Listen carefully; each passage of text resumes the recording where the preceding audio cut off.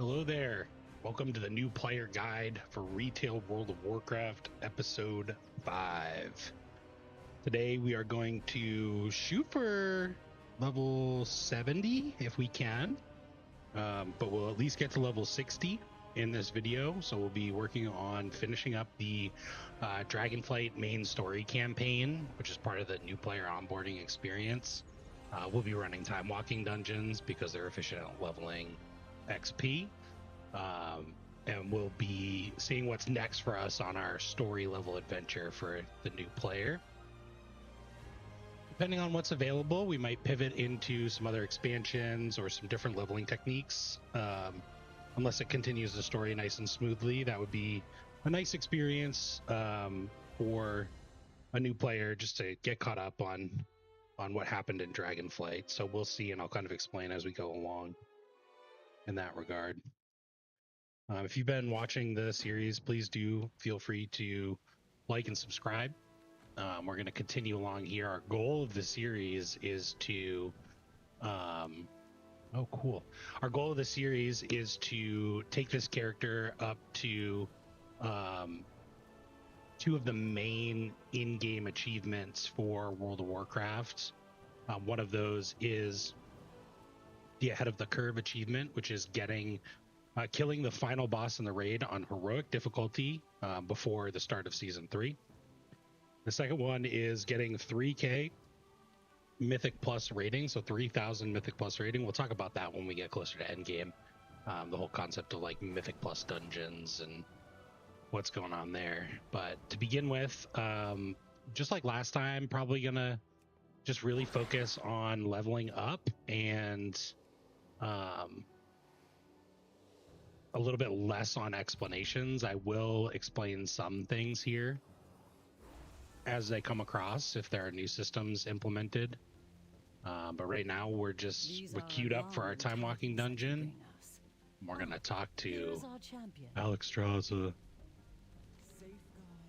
She's got some campaign quests for us. We secured the Azure archives. The Razaget storm remains enveloped around Vakthros Tower. She seeks to free her kin, but their prison does not lie within the Azure span. What else could she be after? My vision remains clouded. The Primalists could already be moving in our midst, and I fear I would not see it. The city must be protected. Veldraken is our people's home. If the Primalists are here, we must find them and flush them out. They cannot be allowed to infiltrate our seat of power.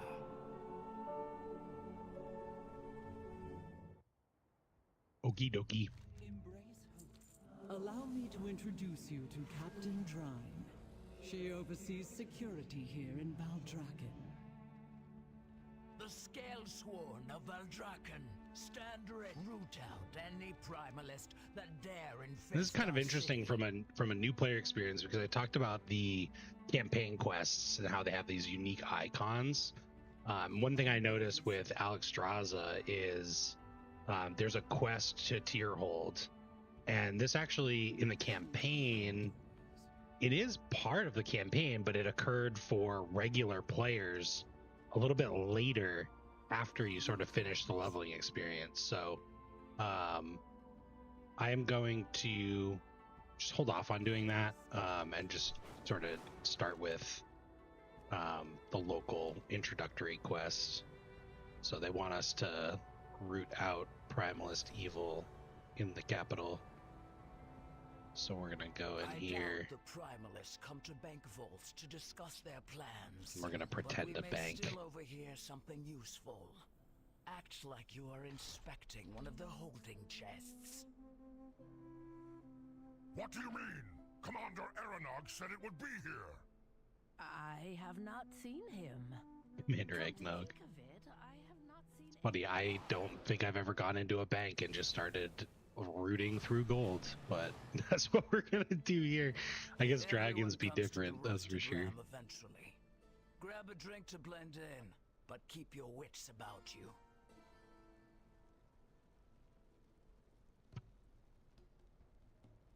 Greetings, brother. Any news? A delay, unfortunately. They are still looking for it at Southhold Gate. Still? Should they not have found it by now? I am sure everything will be handled by the time our benefactor is already. He will make Quest sure brought of us it. to the inn. I don't remember if I did this last time, but I'm just gonna make my hearthstone. Set my hearthstone here. I think I might have, but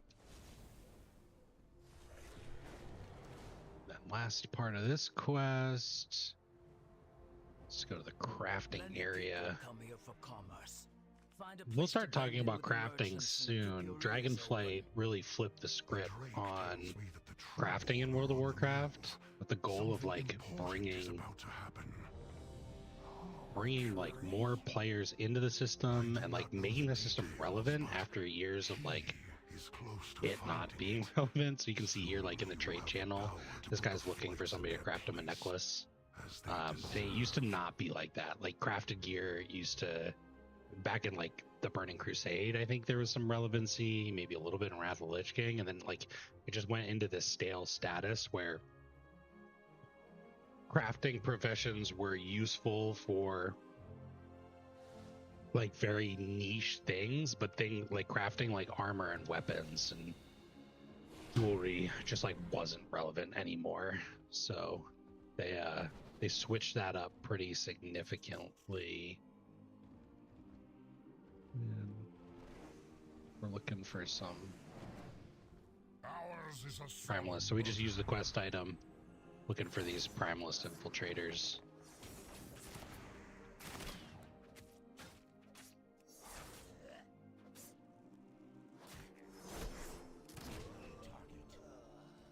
Kind of a slow quest. This quest item like slightly unique. It just puts a buff on you that allows you to see the infiltrators. Waters flow again.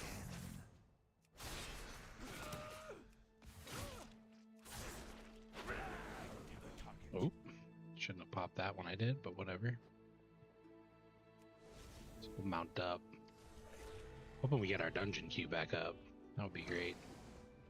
For the glory of the dragons. And I went through and, you know, I gave some like little pieces of information about each Mist of Pandaria time walking that we did. I'm not gonna like go through. It's three goblins stacked on top of each other. I'm not gonna go through and like talk about each dungeon, and like your experience will probably be different depending on when you're leveling your character and if like time walking is even available. Because if time, like I said, time walking, it rotates depending on sort of like where you're at in the calendar month. Right now we're in the turbulent time walking event that's happening, and that means that each week we get a different expansion time walking dungeon pool to choose from. So for this week, when I'm leveling this character, I'm doing Mist of Pandaria dungeons. Next week it's going to be a different expansion, so I could be doing Wrath of the Lich King dungeons, and then the next week I could be doing Legion dungeons. So there's just you're gonna go, depending on when you're leveling, it might be a different experience for you. But the key things to remember about anytime you go into a dungeon is just follow the tank and go with the group, and just try and like keep your eyes open and learn as much as you can. If you need to, you can turn on the one button rotation assist. I'll show an example of what that kind of looks like here. And that will really allow you to just like not focus so much directly on your buttons, and focus a little bit more on like what's happening around you. This is new. This just came out this patch. It basically, like, if you open your spell book, you can see up in the top right, single button assistant, cast damaging abilities for use in combat, rotating through them based on priority. While you use this button, the global cooldown of abilities used is 25% longer. So it does have a a negative impact on your overall damage, but for a new player, the jury's out on whether or not this is a good thing. The good side of it is that instead of having to look at your buttons, you're going to be looking up at your screen and your character. The bad is that because you're not practicing with your buttons, when you switch it off, because you should switch it off because it's doing less damage, you will not have as much experience with your rotation. So it's good and it's bad, and depending on what class you pick and what spec you're using, it does have like even more pluses and minuses. Like, it's not very good for outlaw rogue. It's not very good at pressing the buttons in the right rotation. It's not gonna know if your combat buff from Roll the Bones is good or bad. It is gonna use my pistol shot procs and my ambush procs, and it's gonna spend my combo points, and it is gonna roll the bones. It's not going to use any of my cooldown abilities. So here you can see, okay, my add-on is suggesting that I re-roll, and I just push that button manually, but the single button rotation assist wanted us to wait until... Jeeps. Sorry, I got a kidney out of this guy. He's a tougher rare than I expected. The single button rotation is just going to wait until that buff expires, and then it's going to roll. It's going to say, okay, hey, you're missing a buff. So it's got its ups and downs, but if you're going through the dungeons and you're just like, hey, this is chaotic for me, you can put this on for a time being while you get used to what's happening around you, and then you should definitely take it off and practice your rotation.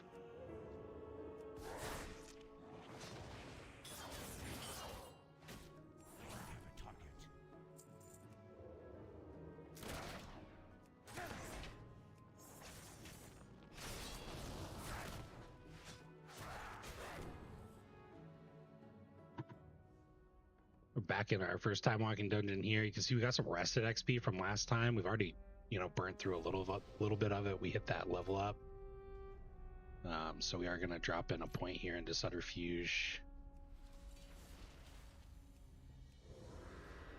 And it looks like we got a go fast group, so that's cool. I like to go fast. Single button rotation assist will actually... Oh, going a little too fast for Moon Angel. Single button rotation assist will actually activate AoE abilities when it senses that you are near multiple enemies. So you can see here that it actually... it did activate Blade Flurry as part of the rotation. Again, it's not going to activate cooldowns, so that's something that you have to put in sort of manually. But it's a great way to keep an eye on what's going on. So like things like kicks are important, not necessarily in level up dungeons, but oh, that's interesting. Interesting little thing about the one button rotation. So because it's not on my stealth bar, I just kept casting ambush over and over and over again.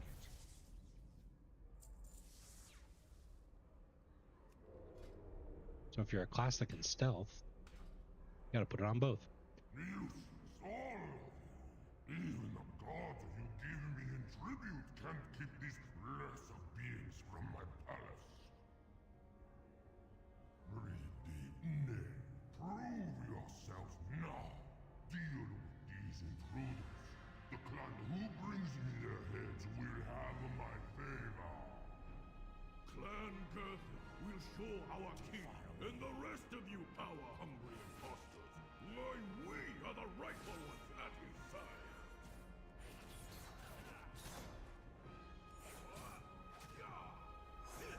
I think one of the things that we will do today is just kind of like set up a little bit more of an advanced UI, just like slightly advanced. You can see here, you know, this is fine, but it can be better. We got a lot of wasted space with these buttons. We could shrink the bars. You know, we only really need.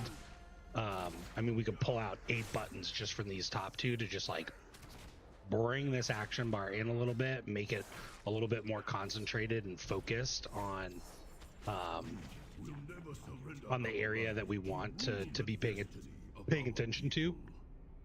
However, I think what we'll do is we'll bring in one of my existing weak aura packages that I use. Whoa.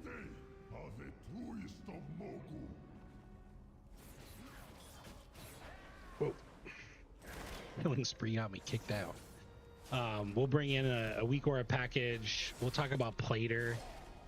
And then we'll kind of like move our bars around a little bit, but we'll keep it simple. We'll really focus on just a couple add-ons at a time. Because as you can see, I mean, you can get to level 52 and no real need for anything at all. I mean, you get to level cap with nothing. You can play the game with nothing, but I think that the benefits are pretty good. So I'll share those with you. I think Plater is kind of the biggest one in my opinion. Like right now, you could tell in like trash packs or like even fighting these bosses, like it's a little hard to read.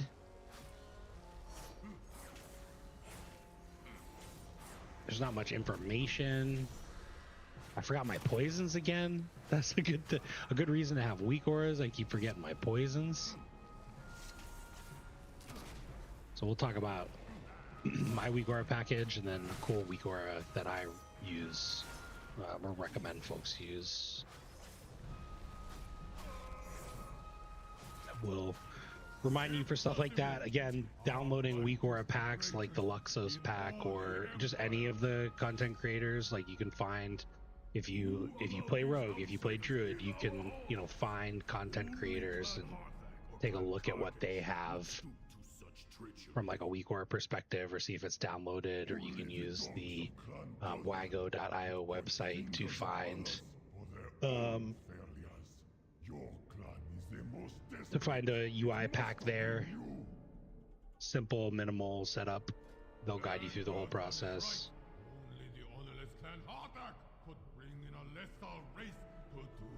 I was looking to see if I had an ability called Tricks of the Trade, which is actually a talent, so I don't have it. It'd probably be good for group combat. Basically, we talk about threat during this dungeon.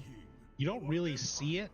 You don't really see it at all when you're leveling up, but basically, like, one of the core concepts or mechanics, I guess, for tanks, if you're in a tank role, is the concept of threat, which is basically just like the mob's attention. So if you played classic WoW, you're going to be very, very familiar with threat. There's like a meme about Sunder armor with warriors, and you have to wait to start doing damage. You don't really have to wait 99% of the time in retail to start doing damage. You can really just go in right away and start swinging. But threat does still exist. So threat is basically like who has the focus of the mobs, and typically you want it to be the tank. But sometimes, for example, like the tank needs to establish threat and they need to cast an ability. So he just threw Avenger's Shield, and Avenger's Shield deals damage and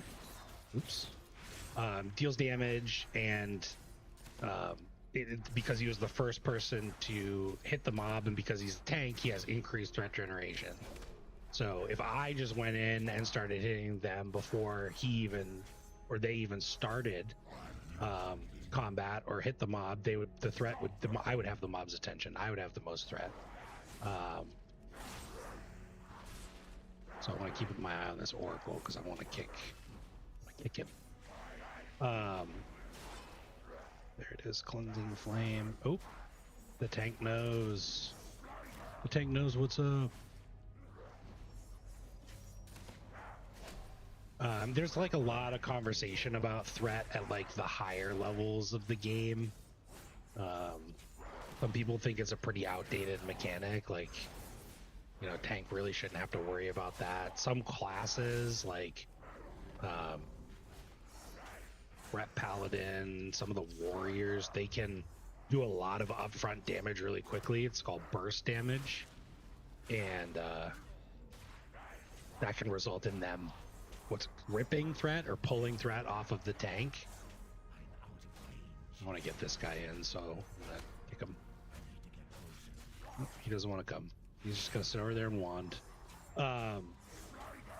So classes can rip threat, and then they die, and they get mad at the tank, and blah blah blah blah blah. So there's a lot of discourse at the top right now, just currently in June of 2025, about the concept of threat and whether it should still be there. As a new player, you really shouldn't have to worry about that. Basically, just know if you go and fight something before the tank does in group content, they will punch you and you could die. But Tricks of the Trade is a talent for rogues that redirects all threat you cause to the targeted party or raid member, beginning with your next damaging attack within the next 30 seconds and lasting 6 seconds. I thought that they changed it. I thought it was an hour-long buff now, but maybe that is with a specific hero talent or at a certain rank. Maybe I need to level up a little bit more.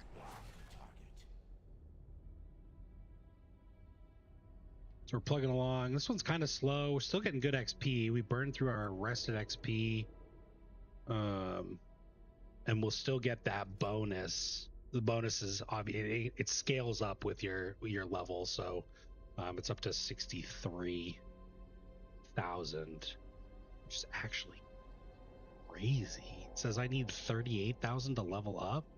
This is like almost a 200%. That's insane. We'll see how long that lasts for sure. And I don't know in like the back end, like if this counts as a quest or not, or, you know, I don't think that it does, but there's a slim chance that this could get a bonus from our Master the Time Ways buff. Cool. After we're done with this dungeon, we'll go make some quick UI changes.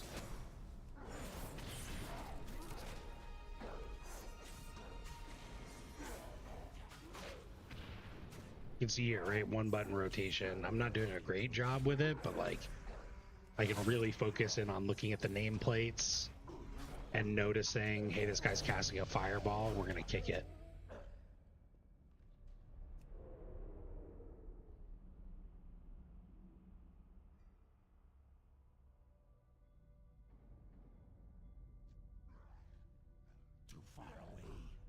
Too far away.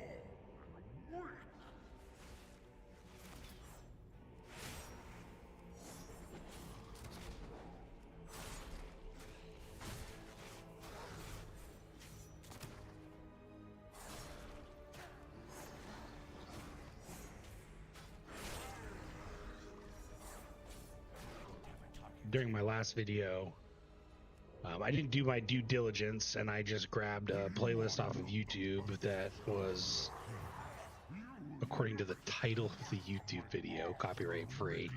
And of course, as soon as I uploaded it, I got a notification that it was against copyright for one of the songs right in the middle. Thankfully, we were just doing this. We were doing a Timewalking Dungeon, so not the end of the world. But that's why we're going to be listening to gameplay. Gameplay's music for right now. And then when we get to the end and we're like really running like a lot of dungeons, which I mean, if you've been watching so far, that's kind of what we've been doing. But when we're doing a lot of dungeons like over and over and over and grinding our IO, leveling up our Mythic Plus ranking, I'll make sure I do some due diligence and find a nice little synthwave playlist we can all enjoy.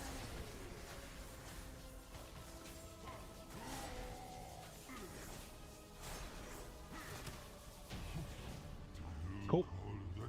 Level up, level up. So we got that level from being at the end, and then we're super close to our next level, which is awesome. Got a couple talent points. So we'll finish off Subterfuge. And then I'm going to take a look again. Got my WoW head guide open on my other monitor. You can open it up on a phone. Or you could not use it and just make your decisions and have fun. Ooh, they want to re-queue. Let's go. I'm down. We'll wait on the UI. Path through loaded dice. We're focusing on the left side talent tree. So we're going to do take them by surprise.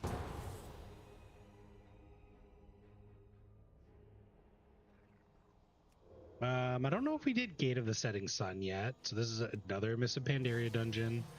You're up high on this wall, these ramparts, and you're fending off an assault, basically.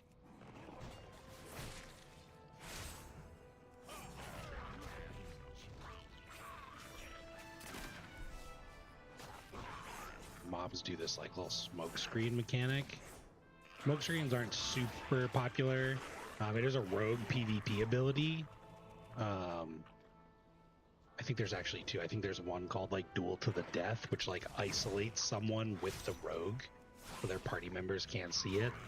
But then there's also a smoke bomb ability that you either have to go, you lose visibility, so you either have to go inside the smoke bomb, or you can't target or use your abilities on people that are inside of it.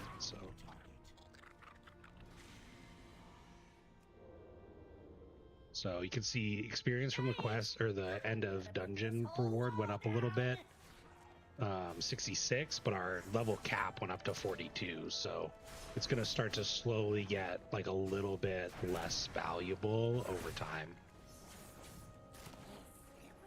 I don't know why it wanted me to pistol shot when I was full of combo points. It seems like not very effective. Also, not using Killing Spree as our finisher. It just keeps using Dispatch over and over again. There it goes.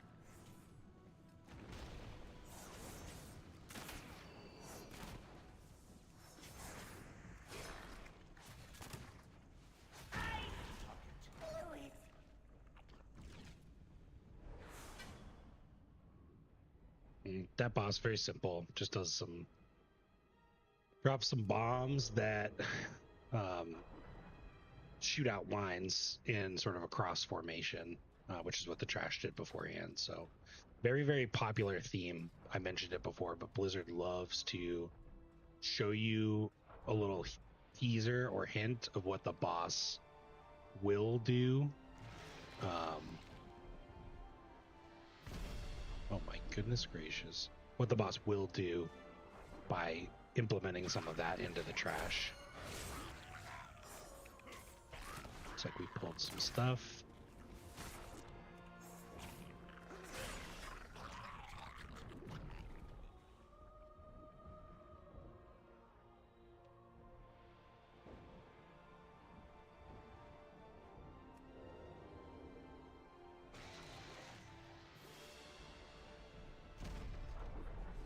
I'm noticing one thing about the newcomer chat that seems to be a pretty consistent theme is that folks don't seem to realize that they're in it. So by default for new players, this probably would be better for episode 1, but for default for new players, it just puts you in newcomer chat, and when you hit enter, that's where it's going to put your message. So I've seen a couple people that come in here as new folks, but they're already in their dungeons and they're like plugging along, and they they hit enter and they tell a party member to do something, and it just gets broadcast to newcomer chat, which is like, who cares? But their party member isn't going to be hearing that, so I'm not trying to say it's like an embarrassing thing, but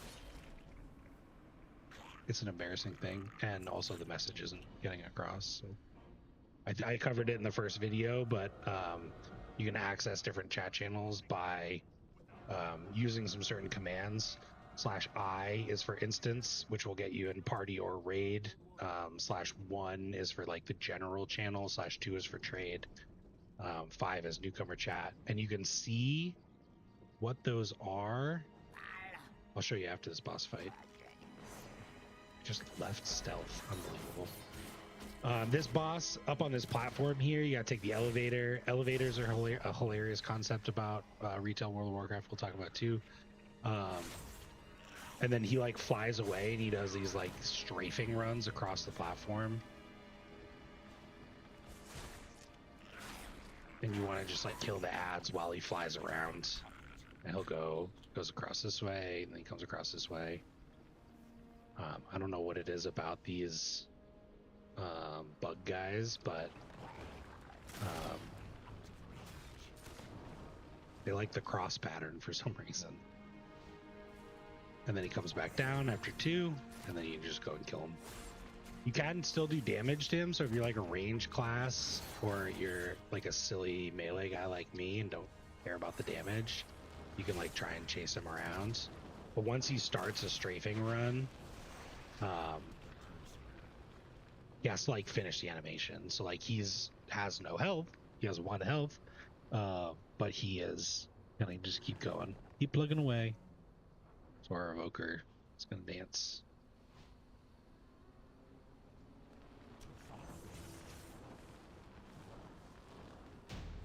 And then afterwards, I don't know if you still have to do this or not, but these cannons become active and you can fire them to kill the bombardiers that are flying around up here. I don't think it's important, but elevators are funny. They don't really do these anymore, but like this elevator has a lever. If you're a new player, wait for your party to get on the platform before you hit the lever. And if they're not, you can press the G key to ping a location and encourage them to get on the elevator. And then same thing, if you're going back down, just wait to hit the thing. I'm just watching the cutscene because it's cinematic, and this big guy, Rygon, breaks through the door. He's gonna be our final boss fight.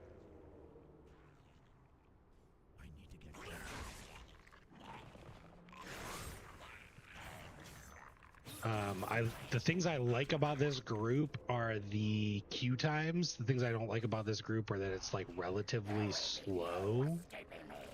You know, I mean, it's not crazy. I could probably make it faster if I turned off 1-button rotation just a little bit, but whoa, getting smoked by this guy's frontal cleave. This is a boss. He puts poison on the ground, and he does a frontal cleave, which you just saw, which I stood in. There it is again. Brings me to salt.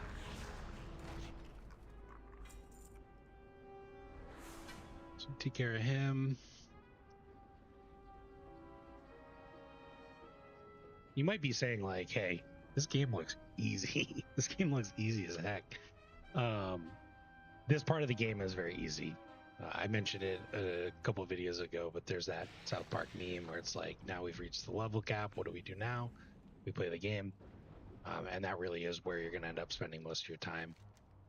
Not super new player friendly in this dungeon, but you have to like run down the wall and then just drop down into this pit and get healed up to fight this final boss. And with this final boss, he is battering the next gate that he's trying to get through, so he just keeps backing up and slamming into it. And when he starts the fight, what 2 DPS players want to do is jump up into these cannons and start attacking his weak spot. And once we kill the weak spot, it'll send him into like a debilitated state, while the healer, tank, and one other DPS are down on the ground. A couple little adds will come in, and they'll be able to tank them and dodge some stuff. And one button rotation, not doing it for us. It's actually, you can't cast Killing Streak up here. So once he backs up and rams, he's gonna knock us off, and you have to get back up into the cannon and do it again. That's so funny. Okay, so this is definitely a reason to turn that off. Here come the ads. And well, let me jump up here. Wonder if there's, I don't see any debuffs, but I guess we gotta let the other guy go.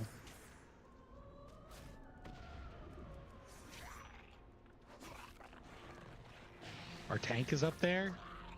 Hello?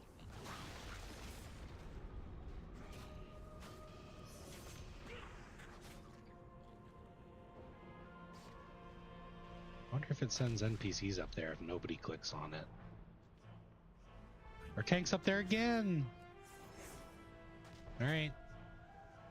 Look at me. I'm the tank now. Oh. Is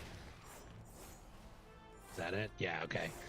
So we broke through, and now he fixates on a random player, and he's kicking Tyler's butt. But Tyler has to like run away. I forgot that I turned one button rotation off, so I gotta go. Start action. I was just hitting Sinister Strike over and over and over again. There we go. Gate of the Setting Sun. I think I'm gonna depart from this group. Appreciate the levels, boys. We're definitely gonna hit level 70 today because we have been playing for like, I don't know, 30 minutes, and we're level 57, so we got 6 levels just from that alone, which is huge. That'll mean that during our next video, we get to go into the latest expansion, which is awesome.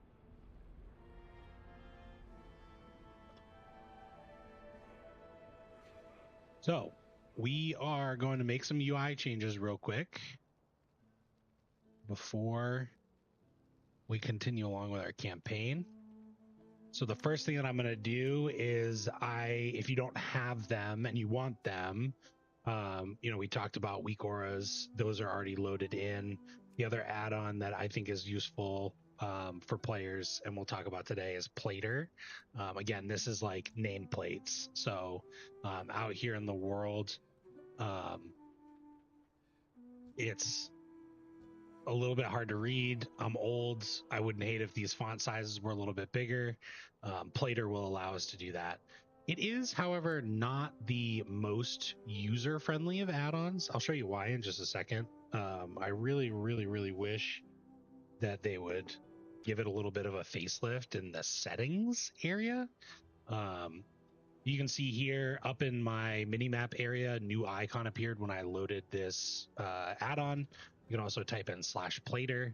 And for a new player, this is like, what the hell? Yo, Yogurt, what are you doing to me, dude? Like, this is absolutely bonkers. Like, this is just the first tab, and there's a ton of settings that I have no idea about what's going on.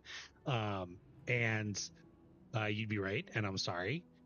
However, I would definitely recommend for new players, until you get used to this, or you might not even need to ever get used to this. You might be able to use Plater out of the box or with a profile forever. But you will eventually start to understand some of these like concepts. In the meantime, you can absolutely use a profile, and you can find those on wago.io. So you can go to their website, and under the here, let's just take a look. Grab a browser, pull it over here, go to Wago. Maybe we'll just grab one instead of grabbing the one that I usually use.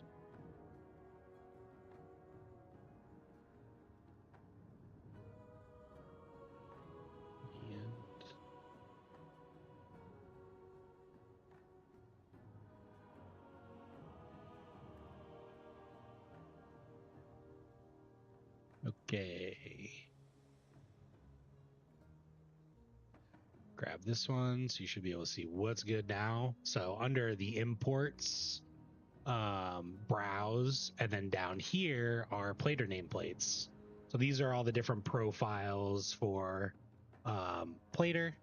I think you can browse specifically ones for like outlaw or combat, rogue, plater classes, rogue, outlaw, but I'm just going to look at the plater profiles. With plater, you can change a ton of stuff. You can see that there. You can change animations, cast colors, cast sounds, mods, NPC colors, and you can add in like specific scripting. So it's like it's really, really, really open. This one, actually, the second most popular one is one that I really, really like. It's Jundi's War Within Season 2 M Plus and Raid Plater. I'm pretty sure that he updates it every season, and I'm gonna grab this one because this is the one that I based mine off of. I've made a few minor changes. Find one that you like. You can look at pictures to see what it might look like. You can see examples of certain things, and you can click copy import string just like we did with weak auras. You go into plater, you go into profiles, you go into import profile, paste the string, click OK. It's going to name it Jundi's Plater, and it's going to reload. And I realized that I just did that without switching my screen back. So copy import screen in your game /plater, click the icon, profiles, import profile, paste your import code, Jundi's Plater, click OK. It's going to reload your UI. And now we can see here out in the open world alone, I can see enemies a whole lot better. I can see that this guy is a raider and this guy is a lava blade. With the plater profile that we're using, it actually syncs in the quest information, and it actually shows this number 11 is how many more of these quest mobs I need to kill. So plater is great. There's so much customization. Just start with a profile and go from there. It's also going to change the way that our other mobs look, like NPCs. It's going to give you customization. So you can see here this butterfly is a yellow mob, but we can actually see a little bit more of the game where we couldn't before. For NPCs, it looks like it keeps it about the same, but that is something that you can also customize as well. I'm just going into the general settings, friendly NPC, and I'm toggling this to enabled. And you can see that's going to change what this looks like. Welcome to the so that my friendly NPCs are a little bit more readable as well. They have a bit of a different font, a bit of a different background. I could even go in here and I'm like, man, my eyesight ain't what it used to be. So I can go in here and I can go under NPC name text and I can go from size 9 to size 12. Doesn't actually look like it's making it bigger, which is kind of a bummer. Because it should. Just checking some of the other settings. Spell name text size, level text. NPC name text name only. See, this is the intricacies. So these are set to just showing the name, not showing the health bar. So there's two different sizes. This is the size of the name if the health bar was showing. This is the size of the name if there is no health bar. So I just increased it from 10 or 9 to 12. You can see it gets bigger on the left side of the screen here. I'm just going to keep it at maybe 11. I want it to be noticeable. So we just go full 12 and see how that is. And again, like that's one of the intricacies with Plater and why I think that this UI is overwhelming and not good for new players. So go in, grab a profile, import the profile. 12 is definitely too big. We're going to have to drop that back down. Friendly NPCs. Stick with 10. We'll give that a shot. It'll definitely sort of clean stuff up. So Plater is one of those that I would recommend as like sort of an essential weak aura. I'm just gonna dive right in here and just start swinging. And you can see here, a couple of the things that it has changed are don't want to die, don't want to die, don't want to die, stun, shoot them, Shoot them. Cool. We didn't die. We're gonna recuperate. One of the things that it changed here as well, aside from adding in like how many do we need to kill, is it's gonna show me if they have any buffs. So up here you can see, it's hard to see, but this little backpack icon, they have a supply laden buff. They're overladen with supplies. That doesn't mean really much of anything right now, but it will when the buff is relevant. And then the other thing that you'll see probably with this lava blade here is what it looks like when they are casting. There's Burning Sweep, Inferno Cloak, so you can see the kickable casts a lot better than you could originally. I might die here, and that scares me. Maybe I shouldn't be fighting 3 things at once. Kick the cloak. Ooh, close call.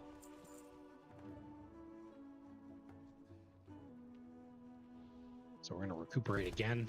We need to kill 5 more to finish up our quests. We added Plater. I was going to make a couple more UI adjustments. So let's see if I can bring in my Weak Aura pack. And I don't have any plans on making my Weak Auras public anytime soon. I would just recommend finding a content creator's pack that works for you. But if there ever did become enough demand for mine, I could definitely do that. The thing that's different about my Weak Auras that I did mention last time is I have a really bad I'm pretty bad at, like, I don't know how to describe it. I put my keybinds on my Weak Auras because I don't remember always where all my abilities are. So that's why I would definitely recommend like starting with your action bars. You could customize this in the existing settings for World of Warcraft, right? You could, you know, maybe you don't need 12 bars for your main rotation. Maybe you just want to look at 8 or 6 and you make them bigger and you make that a focal point for you. Or you can, you know, grab a Weak Aura pack and you're probably smarter than I am. So, you know, I know you're smarter than I am. So, you know, hey, this is, these are where my abilities are because I just put them on my bar. Like I know where they are and I've been practicing with them as I level up and everything's totally fine. But that is one thing that you'll see when I bring in my own Weak Auras is I have all my buttons mapped out on them to kind of help me.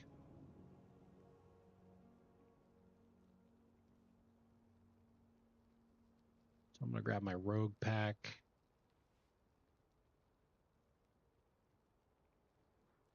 Uber Rogue, copy import string, Weak Aura, import,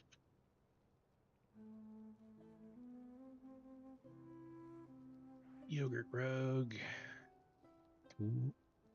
So mine put them sort of like right in the middle of the screen.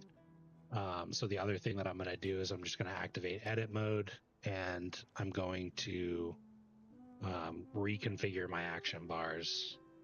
So I'm going to drop 1 over here and 1 over here. And I also don't need to pay attention to them quite as much as I was before. So I'm going to drop down the size a couple of notches.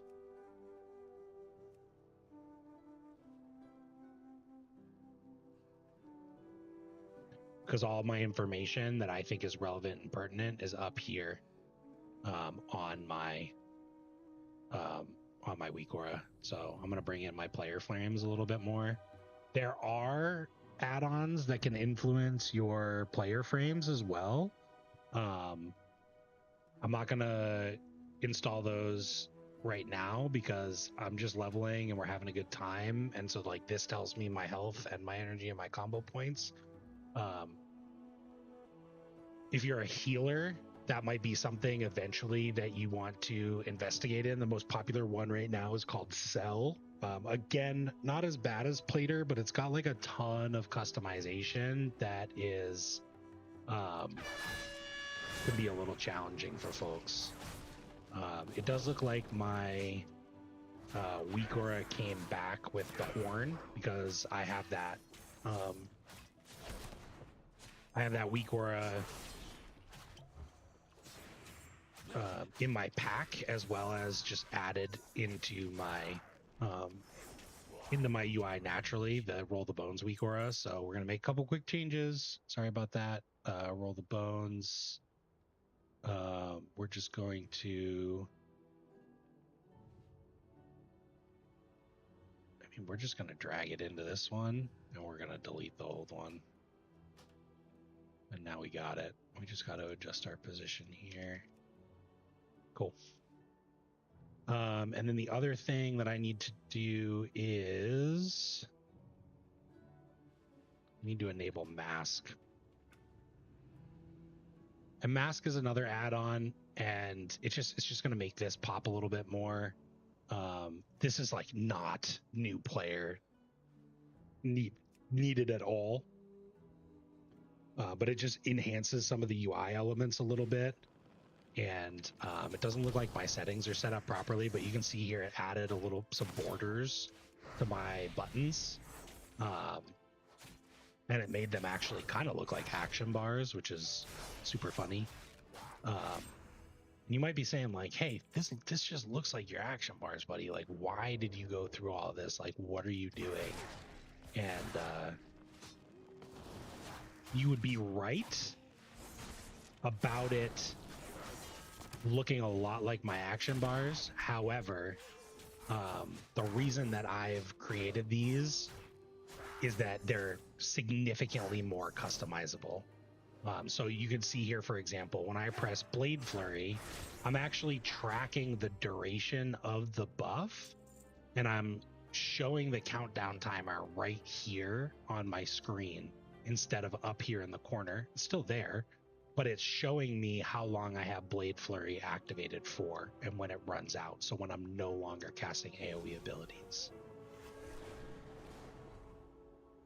We're going to make, you can see the mask button came up here. So we'll talk about another add-on later. We're going to start accumulating buttons. But I just have a clean UI skin that I like to use that will transform our weak auras into something like this that just pop a little bit more. What is going on? So we can really see what's going on here. My best people. And now that we have Plater and weak auras set up, I'm going to hop back into the Timewalking Dungeon queue because the XP is still really good. I get at least a level and a half while we continue along campaign quests in Thaldrazis. The other thing that I'm going to do is just make sure that my abilities match what I have on my weak auras. So like these are my bars. This could be confusing. These are my bars and my buttons. On my regular UI, I actually hide this, or I reduce the transparency down. These are the keybinds that are associated with these abilities on the weak aura. So on the live version of the game, this is the regular version of the game. This is where I have all of my buttons. And you can see that most of these are very similar just naturally to what I have, which is because I do what I mentioned earlier, where I make sure that my buttons are the same across multiple different things so that I can be as consistent as possible. So I'm just adding these combo point main rotation abilities to my stealth bar because I want to make sure that I can use them when I need them, even when I'm in stealth. So accepting some quests. I'm just going to hide the tier hold quest so that I can keep on point. We also got a couple different quests. We got we did finish the Timewalking Dungeon one, so we'll turn that in eventually. But we got a quest, the Call for Allies. This is going to introduce you to the allied races, which was a conversation we had back in the character creation screen in episode 1. You can find all the episodes on the playlist on YouTube.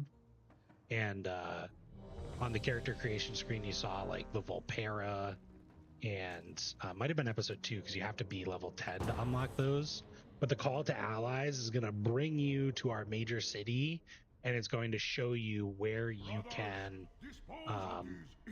learn more about the allied races and like how to unlock them. Remove these interlopers. So apparently when I moved that weak aura to roll the bones, it screwed some stuff up because it's not telling me to roll the bones anymore.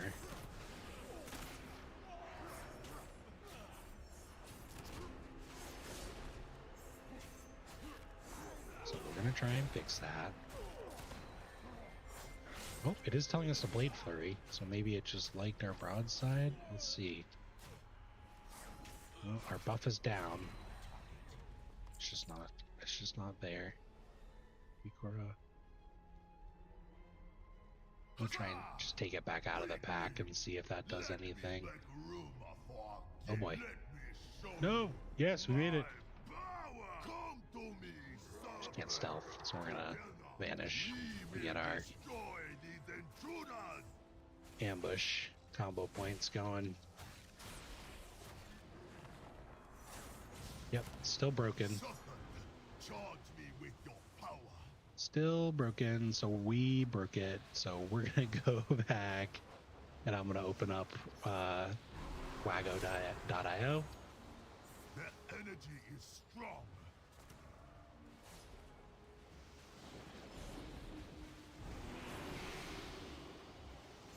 No, no, do not fail me!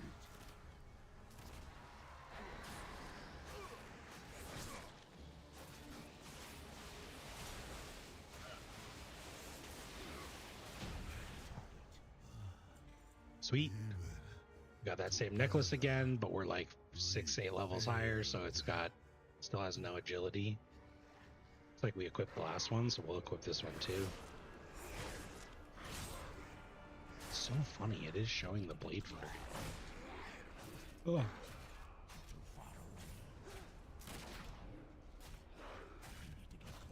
This guy doesn't know the trick. He pulled the pack. It's okay. Whoa.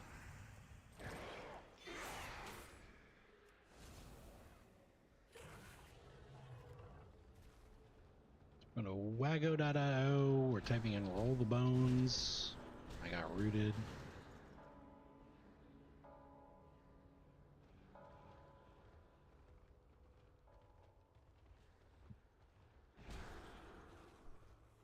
My upstairs neighbor's moving this morning. And it's loud. It's loud in the house. I'm sure you can't hear it, but they're clomping around.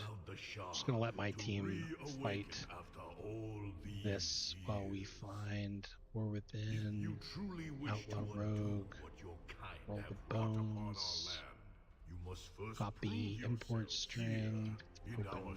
Oh, I can't open weak wars in combat.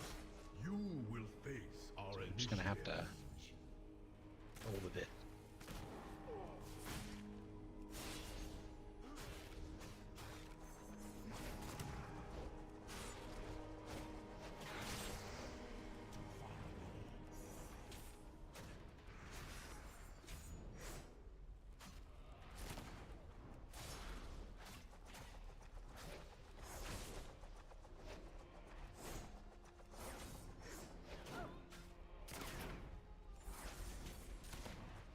Still feel bad for just shooting monks in the face with a gun. I need to get closer. Too far away.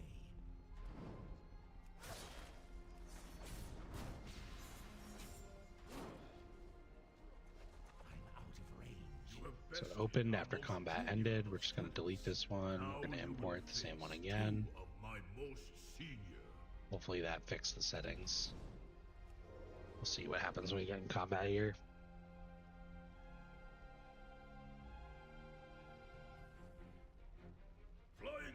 But you can see here, yep, there we go, cool. I'll just have to change the audio again. But you can see here my current UI, like all of the information is a lot more centralized and it's concise. One of the things that you want to really kind of work on when you can is just like getting comfortable with your rotation so that you can not look at your buttons all the time. What you want to be doing is looking at the what's going on around your character, looking for ways to like help your group. So that we may be properly introduced.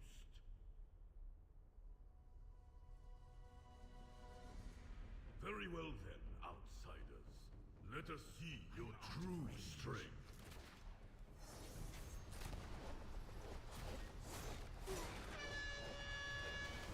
Skill with a weapon is but a physical manifestation of one's martial strength. Let me show you what spiritual power is.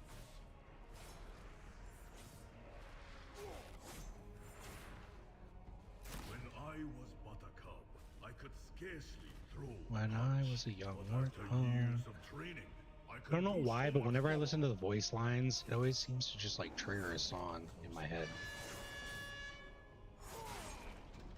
Not all the time. Just gonna hang back real quick while I get rid of this noise. Where was it?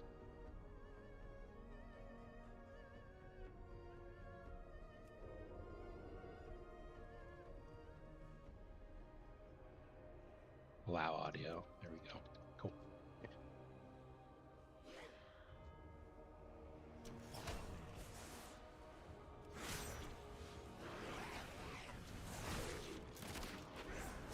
Another good general rule of thumb too is like you want to try to be putting your damage, especially for a combat rogue or an outlaw rogue, into like the highest health enemy, because the way that this spec works, you know, it might not be your spec, but the way that this spec works is that Blade Flurry strikes up to 8 nearby targets for physical damage and causes your single target attacks to also strike 7 additional nearby enemies for 50% of the normal damage. So what this refers to a concept called funnel. Wow, that hurt. And funneling, I mean, this isn't funnel. This is, I guess, priority damage. Funnel would be when you get a benefit from maybe applying a dot, or you get extra resources for more mobs being around that can then be used to deal more damage to a primary enemy. Blade Flurry works similarly, but not precisely that way. In that it's doing a lot of damage to whatever your abilities are doing damage to your main target, but your AoE is all at 50% of that. So whatever you're targeting, you will be doing more damage to, and less damage to those things that aren't targeted. So you want to always be targeting a priority, which will typically be the mob with the most health.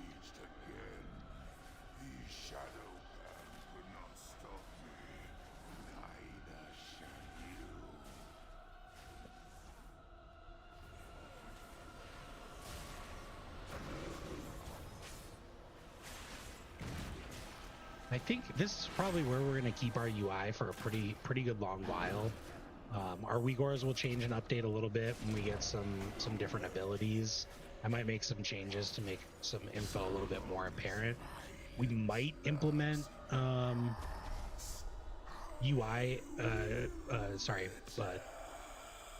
nameplates, or not nameplates. We might put in like party frames or unit frame add-ons at some point. I'm not a super huge fan of how these look. I'd like to be able to see the numbers, particularly for like my health. For a rogue, it's not super critical that we know what's happening with our party. I mean, we want to know if they're alive or dead. we're dying. But we, unlike some of the other classes, we don't have any heals that we can cast on them. We can't dispel any bad magics that are on them. We can't do a battle res at all. Okay, That was a unique choice there. Do what we did last time. We're going to attack this essence, cleanse this.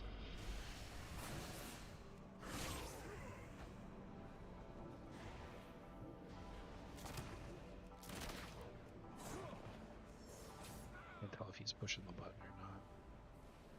How to purify the corpse.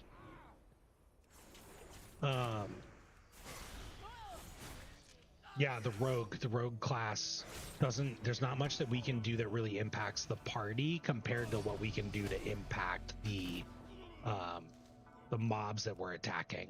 So that'll definitely be a bigger priority for us. However, if you are playing a class that can heal, if you're playing a class like that can heal anybody in their party, really, or you're playing a class that can dispel their team members, which we haven't even talked about that yet,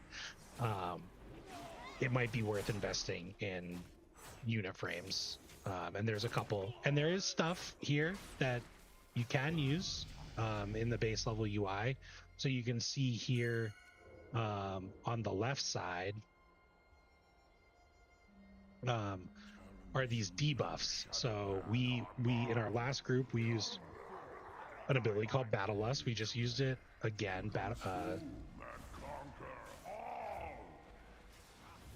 Sorry, diving into combat here. The ability is called Bloodlust for the Horde. It's called Heroism for the Alliance. And everybody in group just refers to it, or in the game just refers to it as Lust. So if you are playing a cast that can cast Lust, you might hear them say Lust Shaman or Lust Hunter. We're gonna join this queue.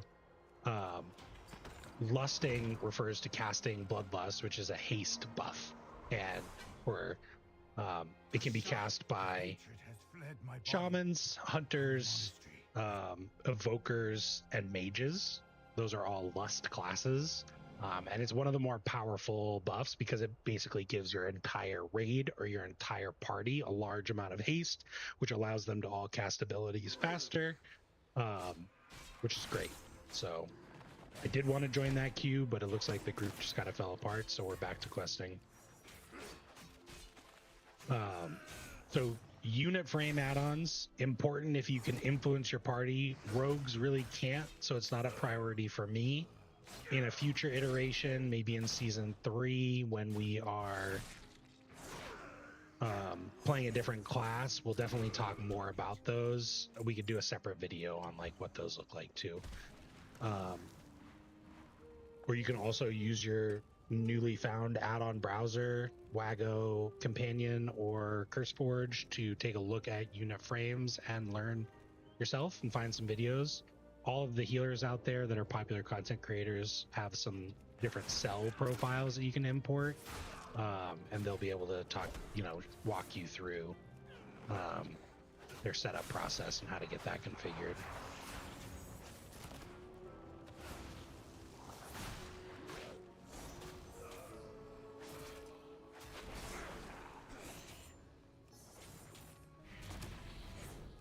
There's another example of my weak aura, so I'm trying not to die here.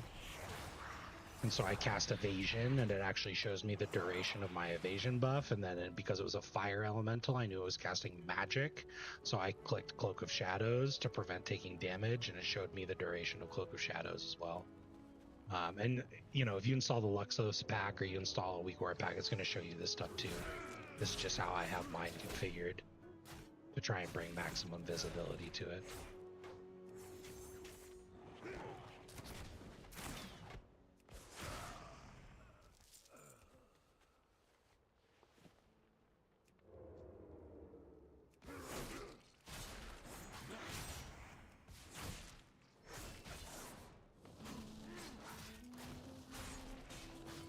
Ooh, that hurts. That is painful. We're gonna vanish. Holy. Inferno Cloak is no joke. Alright, we'll take a safe approach, I guess. We're just gonna sap this guy and kill this guy while we're waiting. And it's telling me to push Blade Flurry because it senses that I'm close to a second target, but I don't want to be doing that because it will wake him up from his sap.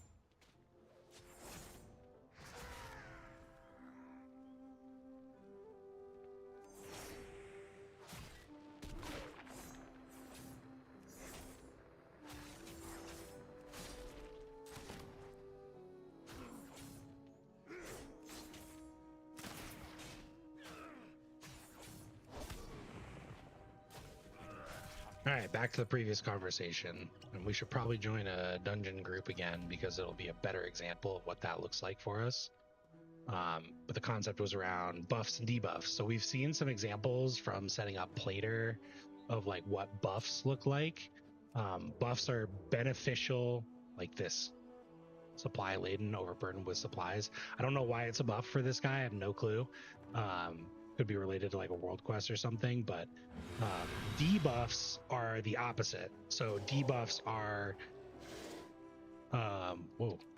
negative negative effects that last for a lengthy period of time.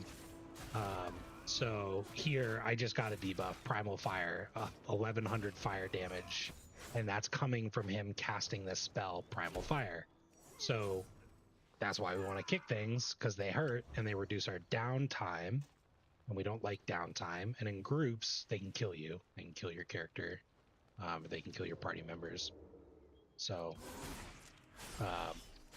debuffs can also be dispelled by your healer in a group.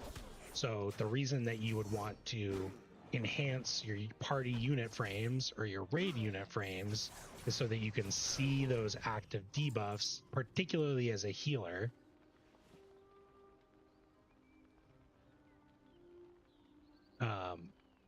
And you can dispel them.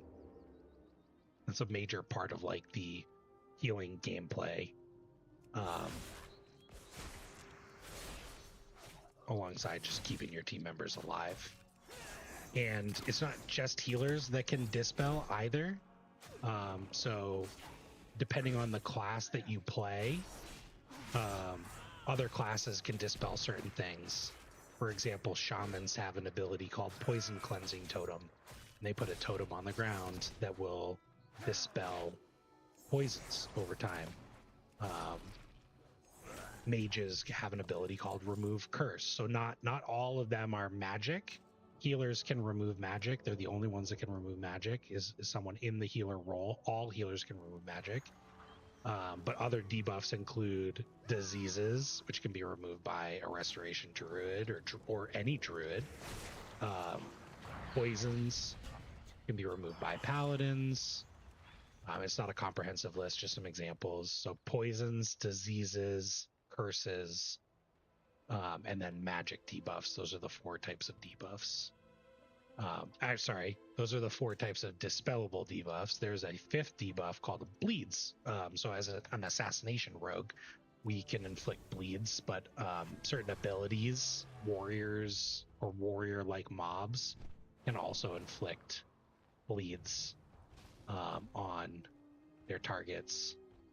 And bleeds can only be removed by effects that make you immune, or by the dwarven racial stone form.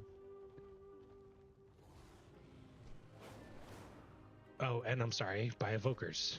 There was one class that can remove bleeds, although the cooldown is a little bit longer. I'm trying to find these Mossborn spears. I would assume they would be somewhere on the ground, but I am not seeing them. I'm just kind of like floating around in this little area here, just looking at the ground. Hello?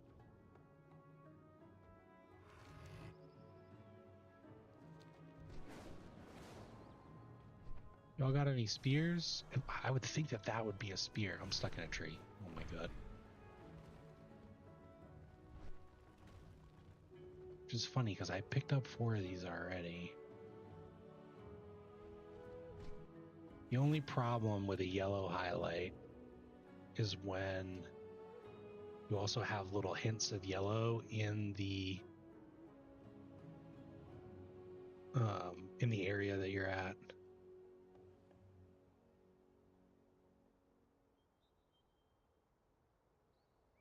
They're holding spears, but their nameplates aren't lit up and there's no yellow glow around them.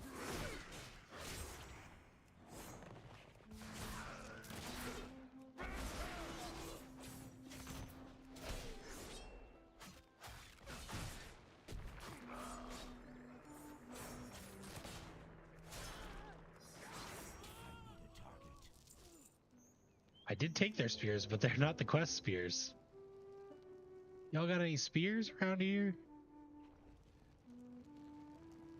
I got off my mount to just get a closer look to make sure that I'm not missing anything.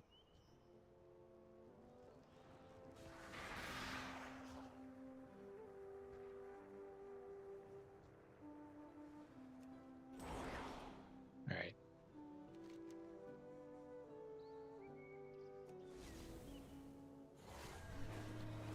Perhaps a few more can be obtained from the magma swarm.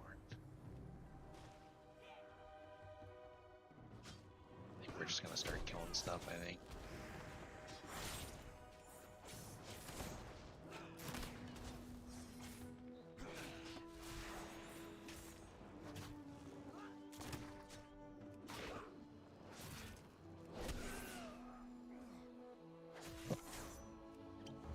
Excuse me. Drinking our healing potion. He's gonna get that Inferno cloak. It's a bit of a bummer. Gonna evade. Gonna reroll. And also kite. We can talk about kiting as a concept. I wish I didn't do that because then he cast his Inferno again. We're gonna stun him. Whoa. That's cool. Little cheat death. Okay, we can talk about two concepts. We can talk about cheating death, and we can talk about actually we can talk about three concepts. We can talk about cheat death, we can talk about kiting, and we can talk about the /reload feature. Sometimes if you're not seeing what you need to be seeing, or you have a problem with your UI, you can type in the chat /reload. I mentioned this last time when I was talking about weak auras and UI elements. /reload will essentially bring you to a loading screen, and it will refresh what's going on there. Wow, we were like 1 XP away from leveling up, so we're definitely going to hit level 60, 61. We got a ton of talent points because we haven't been paying attention. We've just been leveling so fast. So we'll spend those in just a little bit. We're just going to plug along with the group right now because it's not essential. Level 60, let's go! There's a big milestone. This is the old vanilla cap, although it's been squished a couple times, so that doesn't really count for anything anymore.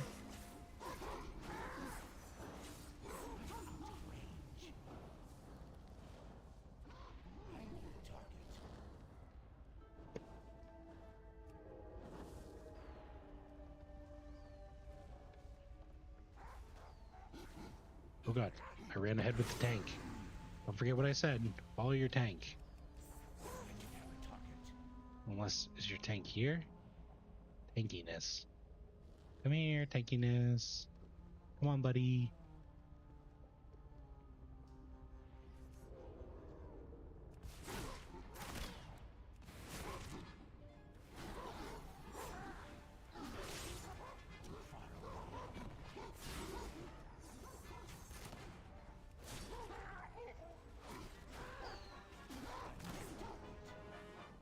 The other thing that you'll notice about these nameplates too, probably, maybe, you can edit a lot of stuff. So like in combat, you'll see that they turn red by default, which means that they're not attacking me. You still have the white or the yellow nameplates. It also shortened their name, so their full name is Hosen Party Animal. And it just shortens by default. This profile shortens it to just have the last word because Hosen Party Animal is just like too much. And what you'll often find with like content creators or streamers is that they will like refer to things by shorter versions of the name, like kick on conjurer, stuff like that. So shorthand will be an often occurrence that you'll find here.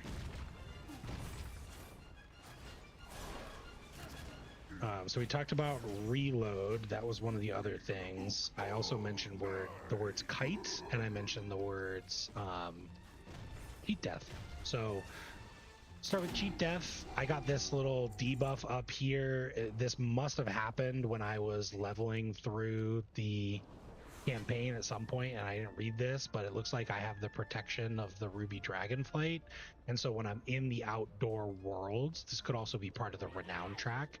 When I'm in the outdoor world and I am gonna die, they actually save me once every hour. It looks like the debuff lasts for 57 minutes. It says the magic of the Red Dragonflight has saved you, preventing you from death. I also talked about the talent cheat death, which I took, probably didn't need to, but the talent cheat death allows me to instead fatal attacks instead reduce you to 7% of your max health. For 3 seconds you take 85% reduced damage once every 6 minutes. There's a couple other classes that have cheat deaths baked into their talent tree. Fire Mage is one. It has a talent called I don't know the name of the talent. But they have a talent that will essentially light you on fire instead of dying. The rest of the mage specs don't have that talent. They have different defensive abilities that contribute to their defensive suite. And then every so often, players in the tank role will mention cheat deaths because they will have abilities or trinkets usually that will, some of them do have cheat death talents. Vengeance Demon Hunter has one, Death Knight has one, Warrior has kind of one. It's not as good as the others, but cheat deaths will basically, you know, give you a freebie, so they can allow you to, as a tank, take on a little bit more than you might be comfortable with, knowing that you're going to survive. And they can save you from an unfortunate or accidental circumstance, which is good. What are they doing to our elemental? And then kiting, I mentioned, hey, like I might have to kite this enemy. Kiting is just the concept of running away while still keeping the mob engaged and tagged without dying. So like there, you know, kiting can only be done with okay, I guess, are we just trying to hide? Running? Kiting can only be done with like ability, like with NPCs or enemies that that are melee.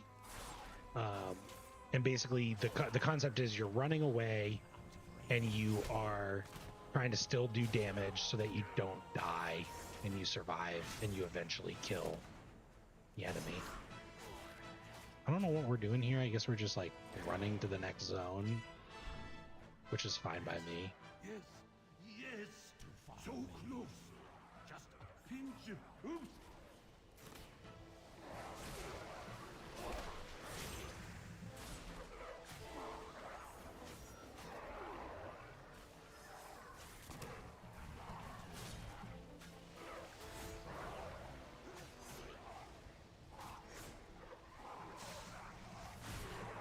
So here are some good examples of like seeing debuffs on your screen. So both me and the tank have the debuff bloat.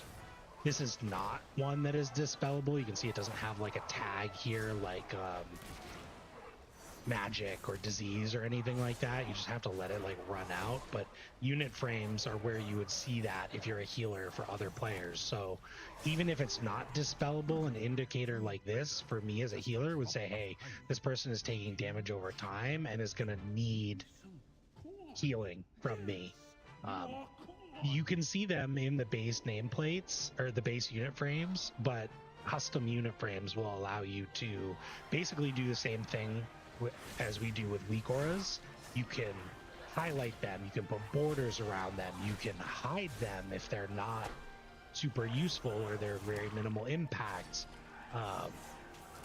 So there's a bunch of things that custom nameplates will allow you to do that you can't do with the Blizzard ones by default. And they are working on improving these things in the base game, but it'll be a while before we get there. And if you want to get AOTC or 3KIO by the end of the season, then you got to install an add-on probably.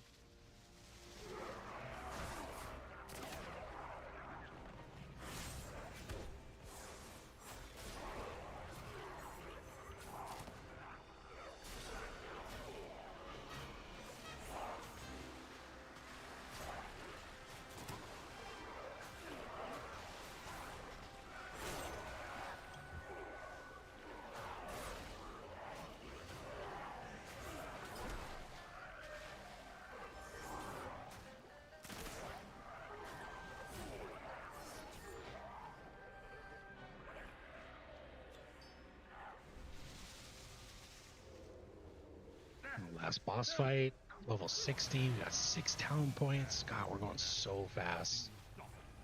So there was Bloodlust. That sound that you just heard sounded like a, I don't know, dragon's cry maybe. That was Bloodlust, and I'll try and find it here. It's got different icons, but the evoker version of Bloodlust is called Fury of the Aspects. You can see here haste increased by 30%. So that's pretty big for your whole group, right? Everybody's attacking faster and doing more damage and doing more healing. And this was the mechanic from this boss that I mentioned earlier. I don't know why it didn't come up and why it bounced me instead of letting me jump, but I'll send a little wave of beer across the screen. And we're really cruising. Okay, we got packs to open, backpacks to open from doing all these dungeons. We're level 62. Our healer left the group, so we're gonna leave the group because we need to take just a moment to settle down here, allocate all the different things that we've gotten. So we're gonna open our rogue guide, and we're gonna start getting some capstones in the outlaw tree, which is sweet. Again, this is the recommended leveling build, so we're going to put a second point in, take them by surprise, increasing haste while stealthed and for 16 seconds after breaking stealth. And then we're going to take hidden opportunity, effects that grant a chance for Sinister Strike to strike an additional time, also apply to ambush at 80% of our value. And then we're also going to take crack shot, entering stealth refreshes the cooldown of Between the Eyes. Between the Eyes has no cooldown and also dispatches the target for 50% of normal damage when used from stealth. So pretty sweet. We'll talk about, like, we'll implement that in a little bit too, just so you can see what that looks like. And then we got our points into Subterfuge. We're going to get 2 points into Alacrity. That's going to allow our finishing moves to have a 10% chance per combo point. So a 50% chance at full combo points, 60% chance 50% at 5, 60% at 6 combo points, to grant 1% haste for 15 seconds, stacking up to 5 times. So the more combo moves, the faster we attack. The faster we attack, the more energy we get back from from one of our talents. Where did it go? From Fatal Flourish. The faster our haste, the faster we regenerate energy. So it's all coming together. And then we're going to flip this one step further. We're actually going to get Deeper Stratagem. You can see it's got the same icon and a very similar name, the Devious Stratagem, over in the Outlaw column. And this is going to give us 1 more max combo point. So now our max combo points are going to be 7. Your finishing moves that consume more than 5 combo points have increased effects, and your finishing moves deal 5% increased damage. Same text as Devious Stratagem, so our finishing moves now deal 10% more damage, and they'll last longer, they'll do more overall damage, they will have a 70% chance to grant 1% haste for 15 seconds, stacking up to 5 times, so it's almost a guarantee. But there's a lot of benefits here. And so now we're going to continue. Our end goal with the Outlaw tree is going to be to get Ghostly Strike. So we're going to start by pathing up through Ace Up Your Sleeve. between the eyes has a 5% chance per combo point spent to grant 5 combo points. So 5% chance per combo point spent is going to be a 35% chance at 7 combo points to grant 5 combo points. So it just feeds into that flow. Another one that we're going to pick up a little bit later is Count the Odds. We're going to work our way towards Ghostly Strike, pick up Fan the Hammer. And then we have one more point in the Rogue tree. We're just going to pick up Leeching Poison. So your lethal poisons, the ones that deal damage, grant you 3% leech. So just by putting the poison on, you get 3% leech. We could talk about leech too, what that is. But first we're going to re-queue in Time Walking because it's giving us so much XP. I also mentioned the bags. We want to get a new weapon because we haven't gotten a weapon in a while. We got a neck with agility, so we're going to equip that. We did get a couple of rings. Insane stat changes here, right? Look at the Ring of Malice, has 219 haste and 313 mastery. So we definitely hit a breakpoint here for sure in these Time Walking dungeons, probably around the level 60 area. So we're going to equip our level 152 ring. And then we're just going to take a quick look through this gear. Big helmet. Start from the top. Dagger. Dagger is a higher item level. And with Outlaw Rogue, we do need an axe, a mace, or a sword in our main hand, but we can put a dagger in our offhand. So I'm going to just plop this dagger in the offhand and bind it to us. It's also going to give us that appearance collection, which is great.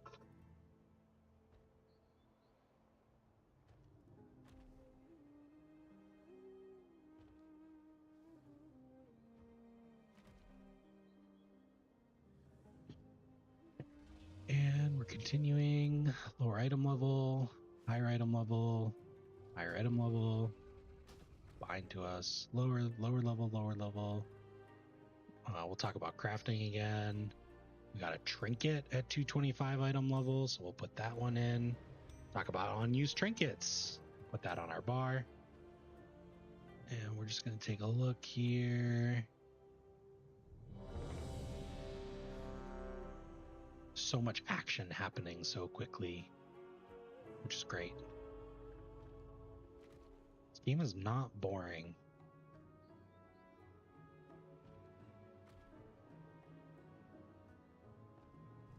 So this is the other ring that we got. Big upgrade there. Oh, were they the ones that dropped the... Never mind. I'm just going to fly over here. I'm going to enter the dungeon. Go into the dungeon. We're going back to Scholomance.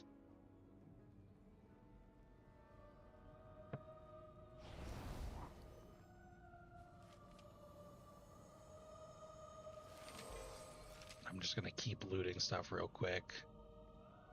So it's the same necklace, different stats. It's got haste and mastery. We got a different helmet, higher item level.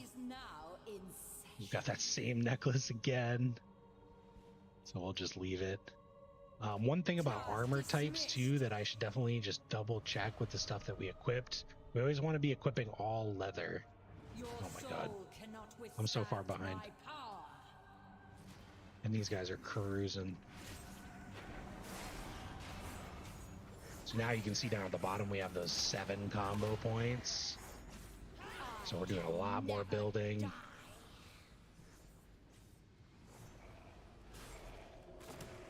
With our combo points, we're also reducing the cooldowns of our abilities by more seconds. So we can bring Between the Eyes back off of cooldown a lot quicker.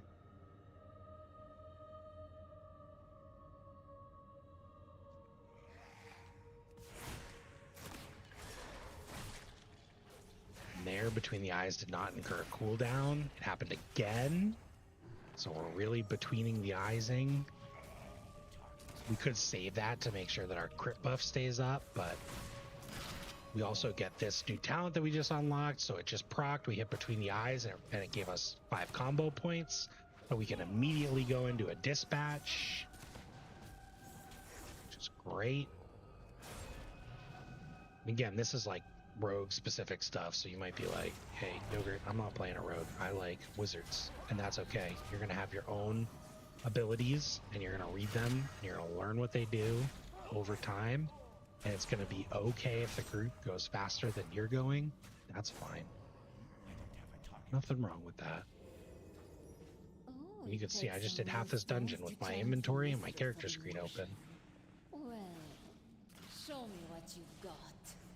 Come, try your luck. Outlaw Rogue gets really fun when you get stuff like that, where we just used between the eyes and it didn't proc a cooldown, and then we refilled our energy with adrenaline rush, and between the eyes didn't proc a cooldown and regenerated combo points, so we hit between the eyes again and it didn't proc a cooldown.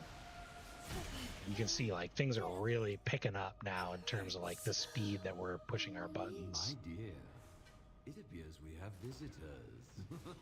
So let's talk about on-use trinkets. So our trinkets up until this point had passive effects. One of them gave us health every time we killed an enemy that yielded experience. We outscaled that really quickly. 63 health. We're already up to 124,000 health. What's the matter, boss? So that one lost value very quickly, but you can see like that didn't hold us back. Like just keep going. But we got an on-use trinket after that last one of those bag openings. Integrated primal fire. Use, wind up, then unleash a cataclysmic punch upon your target, dealing 4,500 physical damage and 4,100 fire damage and knocking them up. 2-minute cooldown. So this on-use trinkets can have many different effects. Our group is going fast, so I'm not going to pick up the pile of bones here. Some of them can be increased stat enhancements, so that you want to combo those with your ability cooldown. Some of them can be like this, where they're on use damage. So we're just gonna ignore our opener. Well, maybe we'll spend our combo points, but I'm gonna hit SQ. We can see it was just a wind up there that did some damage. So now we're getting back into it. We got to re-roll because it says to.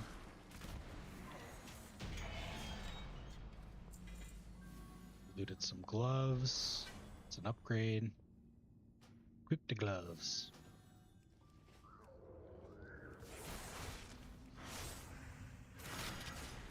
Oh yeah. Between the eyes. No cooldown. Generates combo points. We're getting so fast. So you can see these, you know, they might not have sounded like much individually, but you can see these talents down here. They have a big impact for sure. Definitely help make the gameplay a little bit more fluid and a little more smooth. Now turn your lovely rune blades on our guests and fetch me them. I can't fight him. I can feel her will breaking.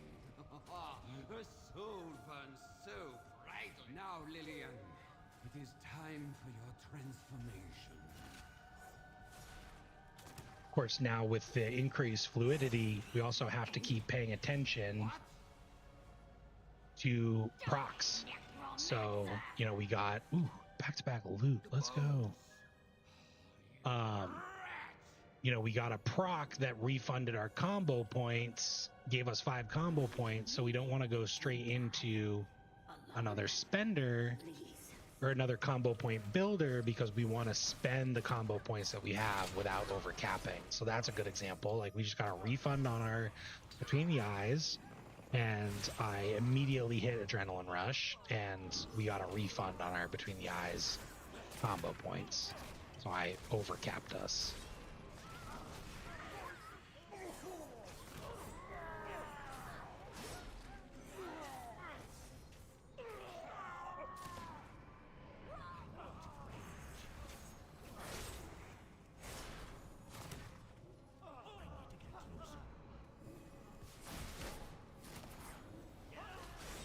we pulled the whole dang room.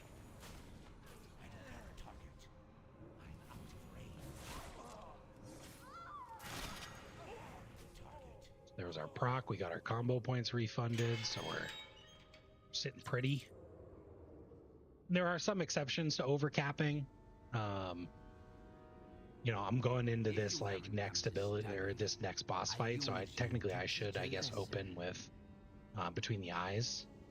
We just lost a combo point, so now I'm going to open with Ambush, Between the Eyes. I actually forgot on this weak aura, it hasn't been updated in a while, so Killing Spree is not being tracked. So we're gonna make some changes after this dungeon to our weak aura suite.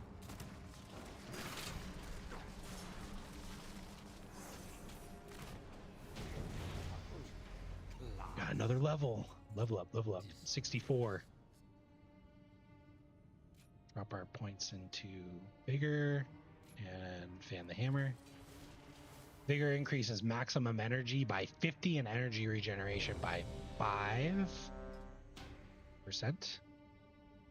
I'm gonna leave the group because I need to take care of a few things, like my updated weak auras. Even though that group was nice and fast, if I wasn't going to take care of my weak auras and I wasn't making a video, I would just keep going, keep on leveling, getting 1 to 2 levels per dungeon.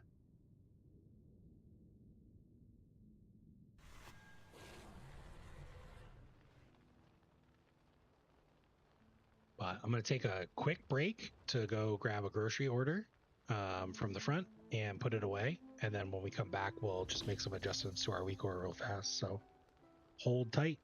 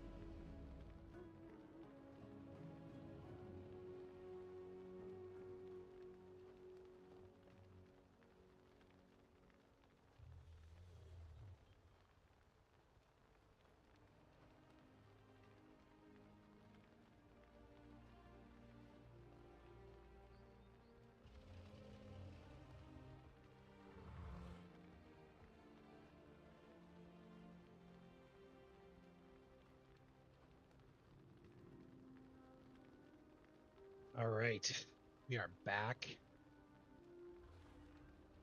We're going to take one quick moment to grab a few things from my main World of Warcraft account. I'm just going to pivot over to Wacko screen.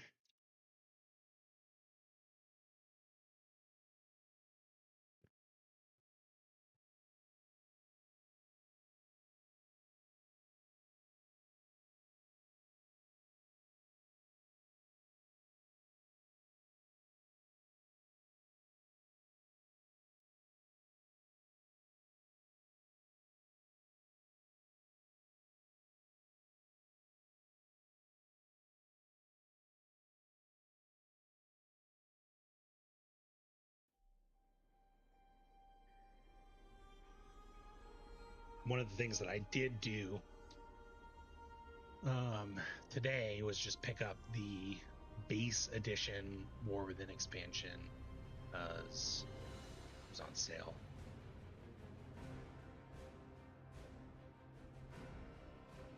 It's only $25, so your all-in cost for your first month of World of Warcraft, which not the most the most cost-effective way to spend your money, but it is, I guess, less than buying a video game. But during the summer sale, which unfortunately ends today, they do sales relatively often. The next one will probably be with the anniversary, but your all-in cost would be $40 for your first month subscription, $15, $25 for the base edition. The higher level editions of the War Within, let's see if I can pull them up here on the screen. Warcraft, War Within, the Epic Edition, Heroic Edition, Base Edition, those are your three options. And they come with these like different, good, it didn't play it. These different like cosmetic benefits. The Base Edition comes with Trader's Tender, which we'll talk about later. But it also comes with a free level 70 free. It comes with a level 70 character boost. So it seems like normally it's $50. It comes with more than that too. It comes with like the whole expansion. And the hours of content that'll be in there. However, in terms of like bonus features, it really just comes with a level 70 character boost and 500 Trader's Tender. The additions above that you can see on the website come with some additional stuff. I always buy the biggest edition because this is my favorite game, and when it comes out, I'm super hyped, but it comes with 30 days of game time, comes with a Hearthstone toy, comes with a mount, a transmog, a toy, a pet, more Trader's Tender, and a level 70 boost. This is the maximum level one, so I think it costs $90 total. The Heroic Edition, which is $70, just comes with the mount and the transmog, the level 70 boost, and some Trader's Tender. Honestly, looking back, I never use this transmog, and I rarely use this mount, so probably not really worth it, but I do like to collect. And if you get really, really good at the game, or really, really good at making money in the game, you can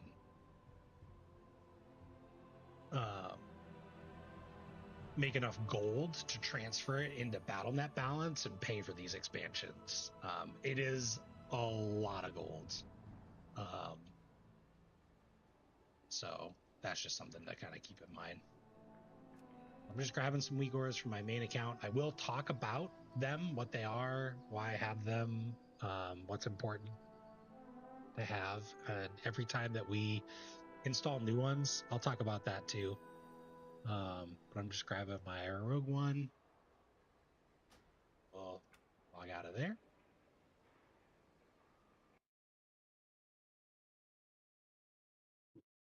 And bring up BattleNet. Go over to the super secret, top secret account.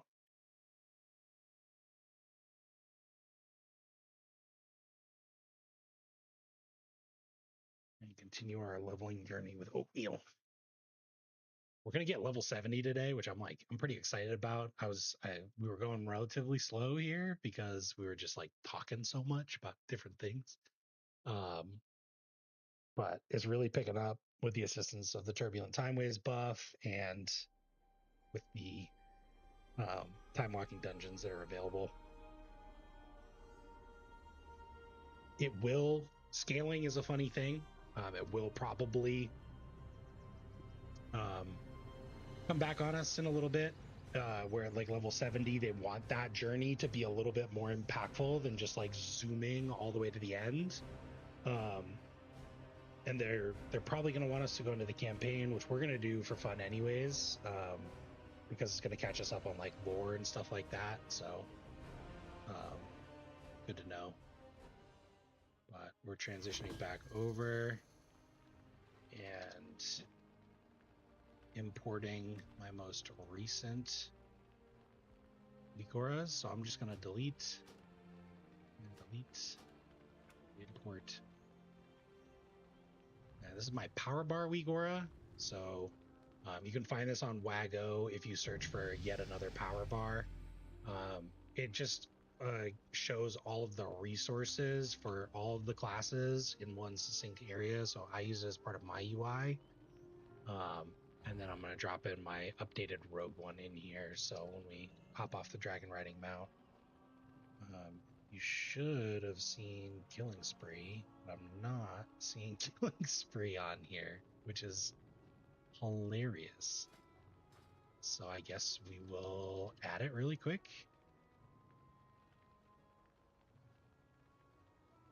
I wonder if it updated. Huh. Okay. We're just going to go ahead and just edit a Wigora real fast. So you don't have to pay attention to this.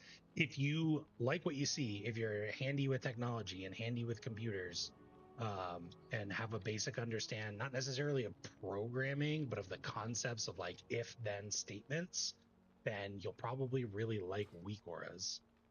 Wigoras essentially allow you to track every ability, every debuff, every cooldown, and put it in a way that makes sense to you. The way that I do this effectively in game is by using an add-on called ID tip. And what that's going to do is under every buff in the tooltip, every buff, every ability is now going to change the tooltip, which you can see in the bottom right, to include a spell ID and an icon ID. I don't care about the icon ID. What I want is the spell ID. So every single thing has an ID number attached to it. And we can use Wigoras to reference that ID along with some basic programming concepts like if-then statements, and some basic logic paths to develop what I have in front of you here. So super brief Wigora tutorial, which I was not planning on doing today, and is not relevant for any character that is not at max level. You really, really don't need this, but I'm just going to drop in. It's right there, Killing Spree. Let's check the load settings. Spell known Ghostly Strike, so I screwed up on that. So 236277. Nope. That's the icon ID, 51690. So we don't have to go in super in depth. I just had the load settings not working properly. But we can see here, Killing Spree is now fixed. It is added in there, which is great. So we don't have to go into it, but basic, that was a basic rundown of the concept of every ability has an ID. Every buff has an ID. You can install a different add-on to be able to see those. You can also look them up outside of the game on Wowhead, but I like to view things actively in the game. So like, I want to have that add-on so that I can see what I need. Okay. Long story short, we got our updated Wigora pack.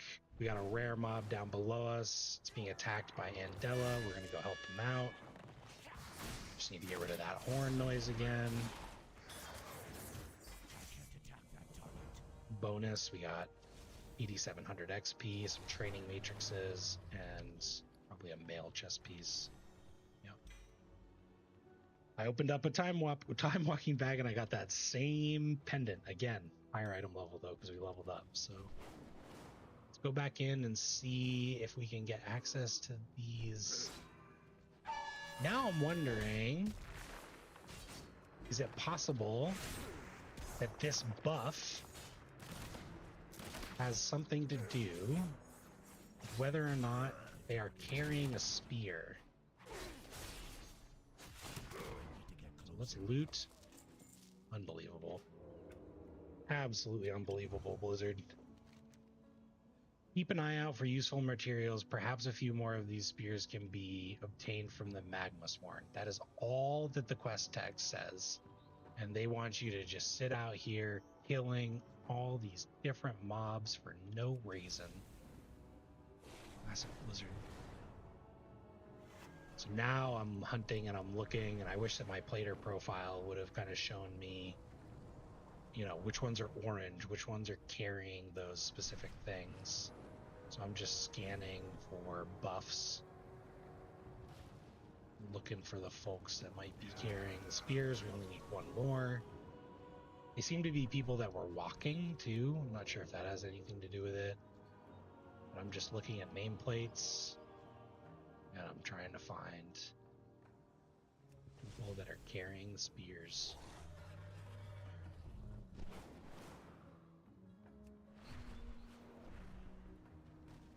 While we're waiting for them to respawn, we'll hit I and we'll join the dungeon queue again. Check our inventory, still looks good.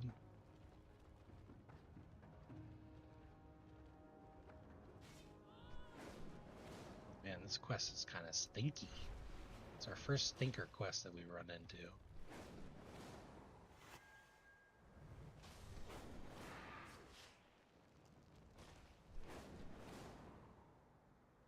Looking for spears because we want to complete the campaign. If we get pretty close to level 70, we'll probably stop just queuing for dungeons just so we can plug along in this campaign a little bit. So I do want to kind of see, as a curious new player, where the storyline might end and what context that you'll get around like what we're doing in the War Within.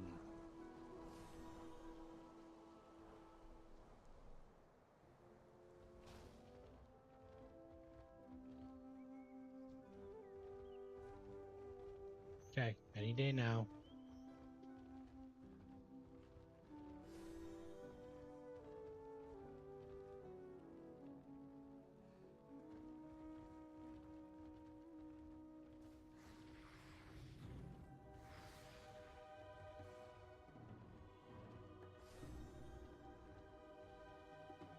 What is going on? We must press on. Just turning them in while we're waiting.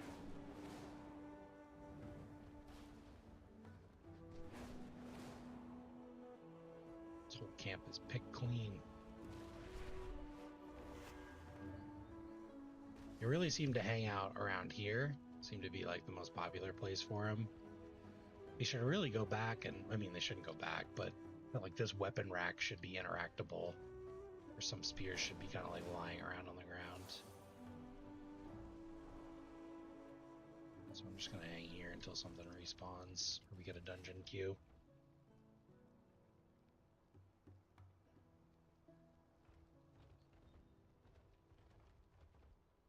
There's respawn. Rock cleavers, no buffs.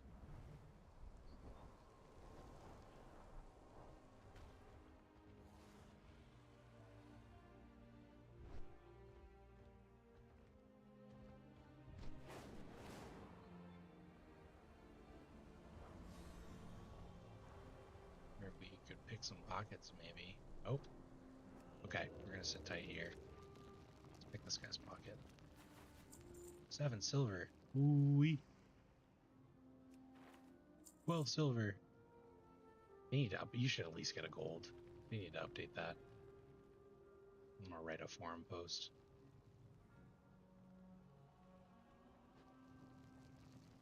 Waiting, I know this tent has one.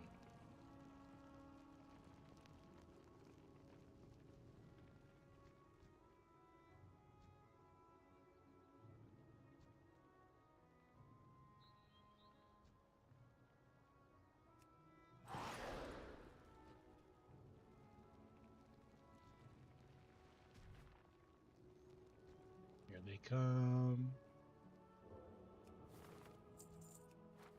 I'm pretty positive you can only pick a pocket once.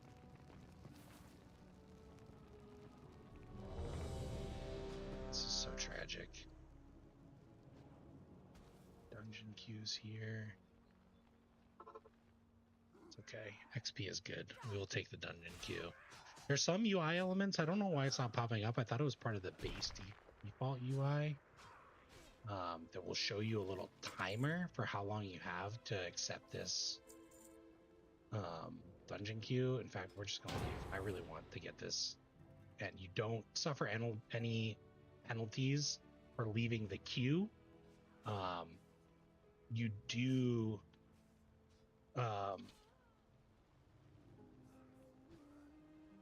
suffer a deserter penalty if you leave mid-dungeon, so you don't want to do that. I know you're here. Take a quick look around. We're looking for that buff.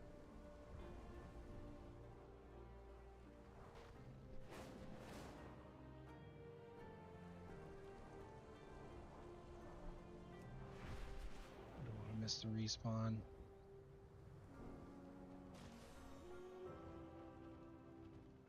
Maybe I should just join in on the fray and start killing stuff with these guys.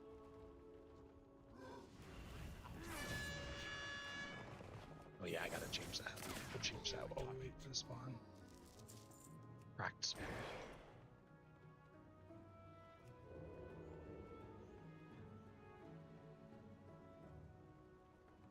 mode. Or custom options. Third time today that I've turned off the audio.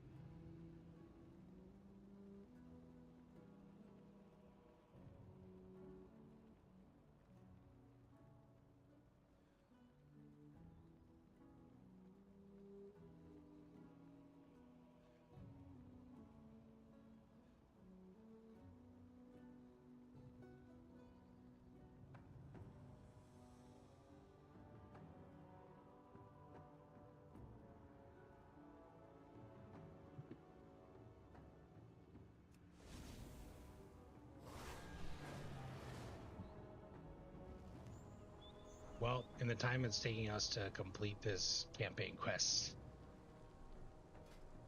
we've done a dungeon, so we're gonna go back in and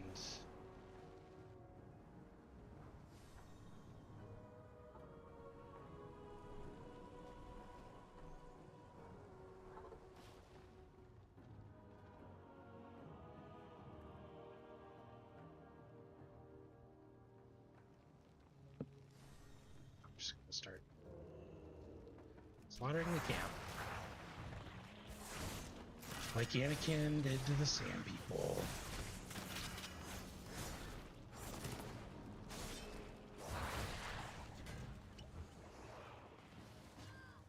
Maybe that will make him appear.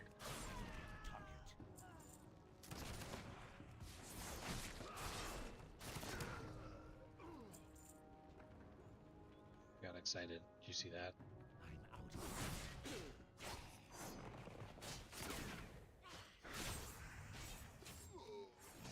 I'm out. I need a target. You get annoyed by your character saying things like, I'm out of range and I need a target. Or you're facing the wrong way. Pretty sure you can turn that off in the settings. Oh, okay. Okay. Disregard. Just kill. Just kill the rock eaters over and over and over and over again, even though there's no way to tell. It is good you are Should here. have just kept doing the quest. Keep the Primalist busy while I search further up the tower for the commander.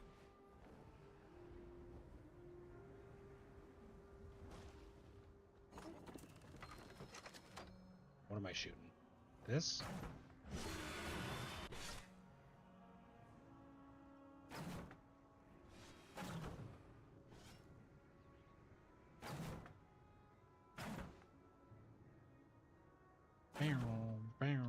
See, these guys are moving at the right speed for my shooting style. I like the last dragons.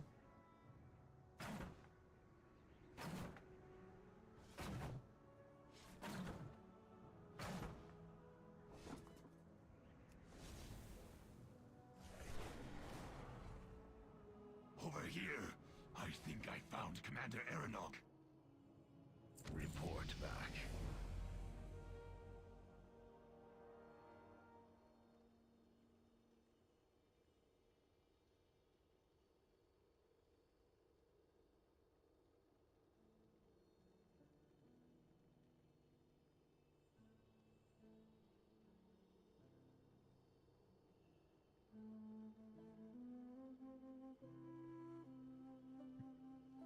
We must press on.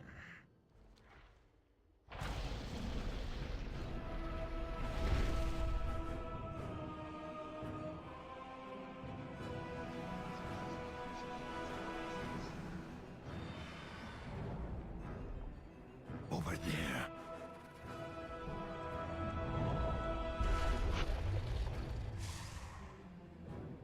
Your guards did not join our ranks as expected, Aeronog.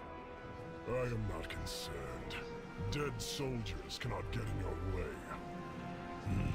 I see you have unearthed the Flame Stone.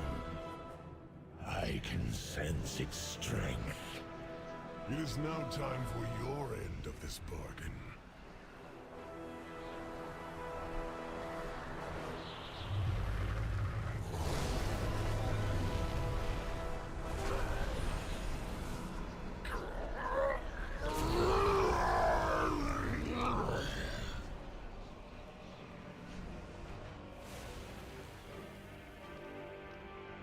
Arise,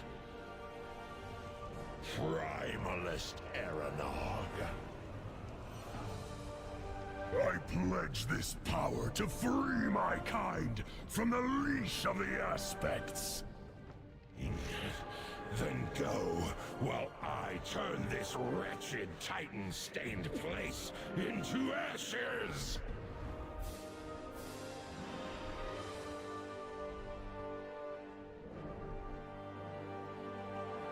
You don't say. I am thankful for your arrival. That traitor. Go to One of the things that they are really good at in this game, in my opinion, I'm sure some folks would disagree, but in my opinion, Blizzard is really good at like introducing you, I probably mentioned this before, introducing you to villains as you're like questing and like leveling up or going through a campaign. So like Aeronog is one of the bosses in the first raid. Like the Razageth is the final boss in the first raid, so like the main villain. So whenever you're going through a campaign, and it might not be evident like for a new player because of the way that World of Warcraft kind of like structures their seasons and their content releases. Think you a hero. Though Aeronog's Because what's going to happen is like right now we're in season 2 of the War Within. So you're doing the War Within campaign and you're meeting the villain and you're like going through the storyline, and then no one is actually still doing that raid because that was the raid in season 1. So you continue the campaign along, and you know, you'll eventually you'll follow the story and you'll meet the second villain for season 2, and then you continue the campaign and you'll meet the third villain for season 3. But it's not like super apparent for a new player. So I'm interested to see what happens once we finish this. Is it basically just like, here you go, fight Razageth, but then actually like you don't? We'll see.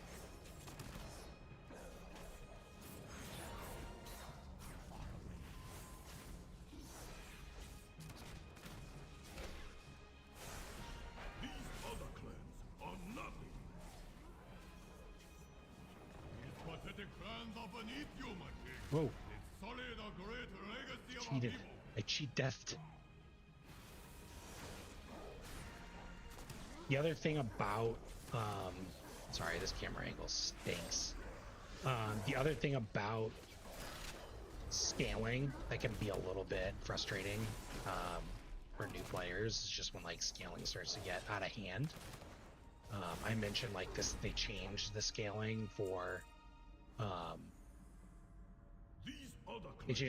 time walking with this most recent patch. They increased the difficulty and the health. Well, at certain breakpoints, like hitting maybe level 60, hitting level 70, you'll find all of a sudden like huge power gains. Like we saw all those like secondary stats just like really, really jump up.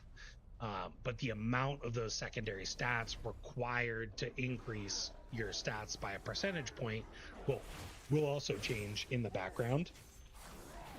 So what you'll often find sometimes is occasionally you just become weaker, or when you're starting out, you're abnormally strong. It's just one of the side effects of scaling.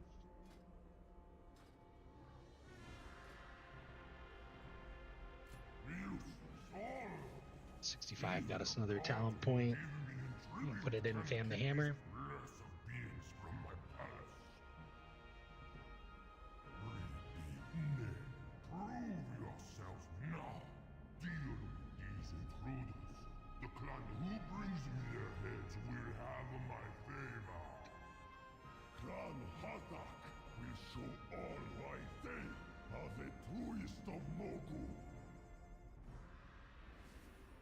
When Sinister Strike strikes an additional time, gain 2 additional stacks of opportunity, maximum 6 stacks.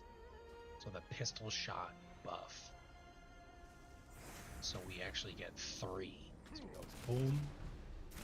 Spend our combo point. Oh, it gives us more combo points. Okay, okay. Oh, Pog.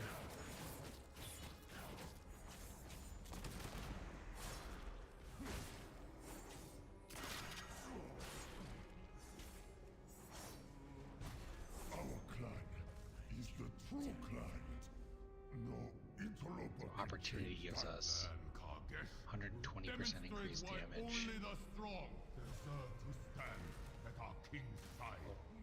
Not a combo.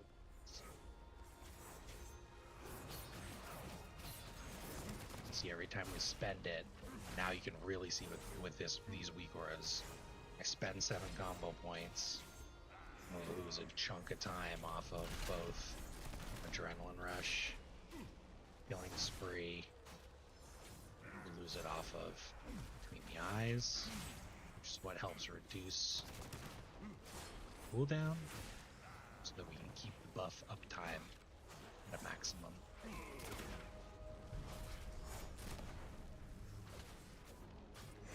Impossible!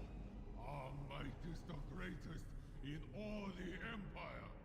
Clan Gurthic will show our king and the rest of you power-hungry imposters why we are the rightful ones at his side.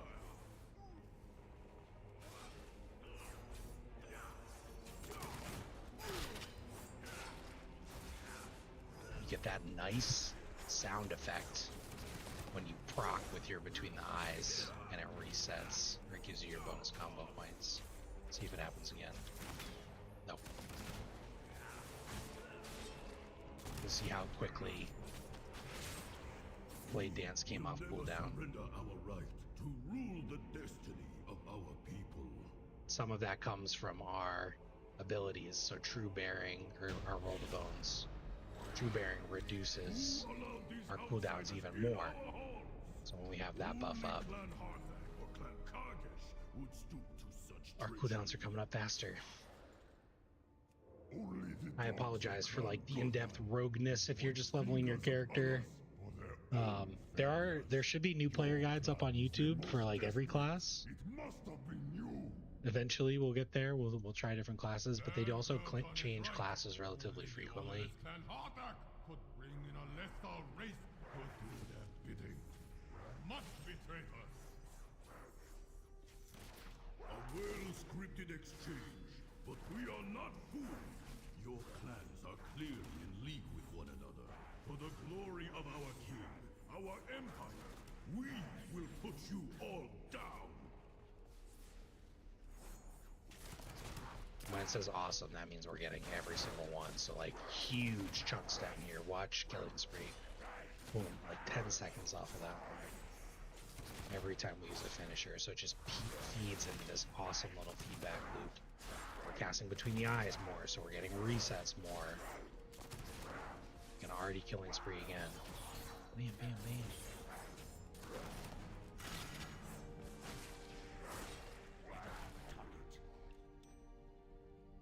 I was talking about error speech. Error.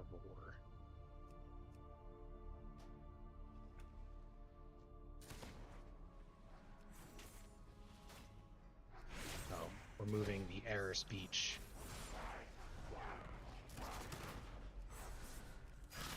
is what will... changing the error speech setting is what will remove it from that. Make it so that you stop hearing it in-game.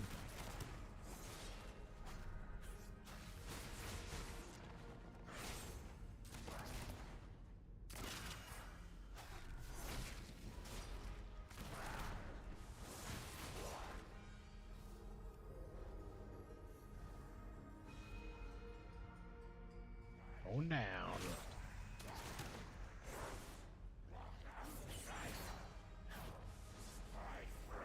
Just trying to put some damage into this guy. I think he's gonna... Oh, okay. Walked over to the Oracle. I thought he was going to kick it, but he didn't, so I kill it.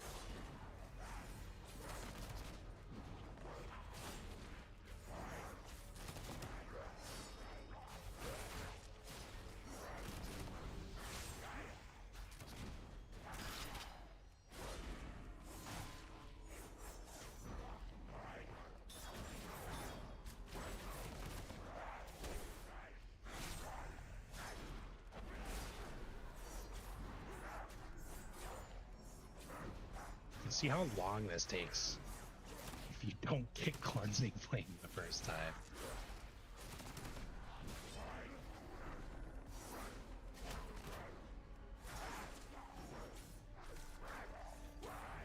There we go.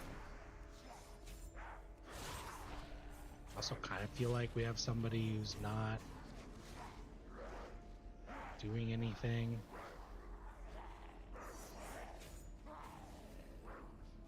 It might be this hunter who's just casting Steady Shot over and over and over again. If you're watching this and you're like, man, dude, Killing Spree, that ain't it for me. You can rest assured that not only is Killing Spree unique to the Outlaw Rogue, but it is not going to... It's going to get a rework in the next patch. So it won't even look like that. It's very... overwhelming.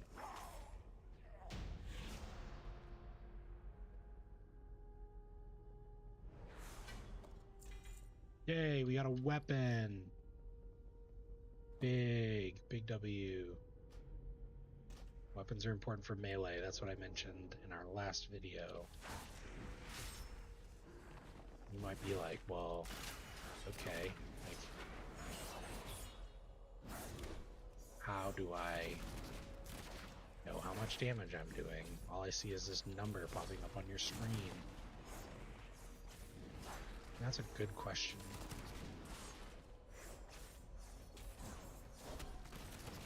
What you'll need may change depending on how Blizzard enacts their new add-ons. What you need is what's called the damage meter. There's one popular one called Details. It's damage meter. I need the streamer or the tiny thread, but whatever. I don't want to do this while I'm waiting for an elevator. It's a couple different damage meters. Pretty much 95% of the World of Warcraft community uses Details. A couple folks use one called SCADA, S-K-A-D-A. And the damage meter records damage. I'm going to enable this add-on, download it using CurseForge or the Wago companion app, and it's going to drop two things on your screen. One's going to be a little tutorial, and then one's going to be the meter itself. And you'll start to see it work. I'm just going to bring it to the bottom right.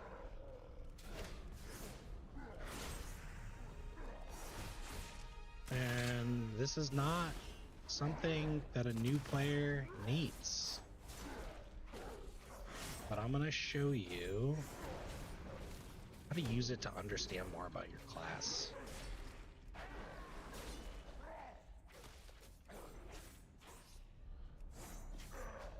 Details records combat within the game, and on the first column on the left you'll see your total damage, and on the column on the right you'll see your damage per second, which is also known as DPS, which is the name given a role that we are playing. You can see my damage increased after I used Killing Spree.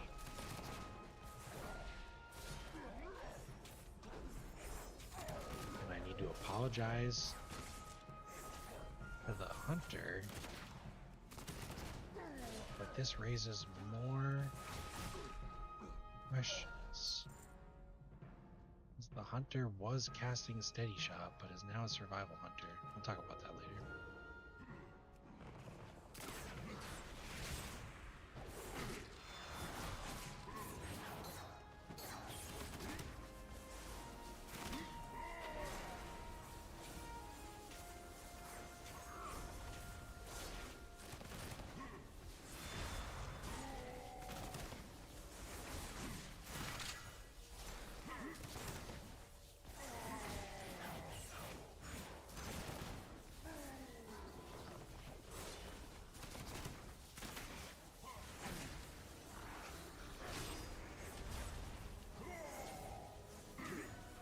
Hey, we're doing okay. Second place in damage on this little boss fight here. Feeling good.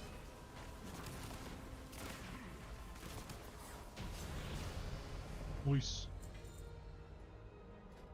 We hit level 67. They want to queue up again. Somebody doesn't, so we'll just leave the group. That's fine. So I want to keep this campaign hustling.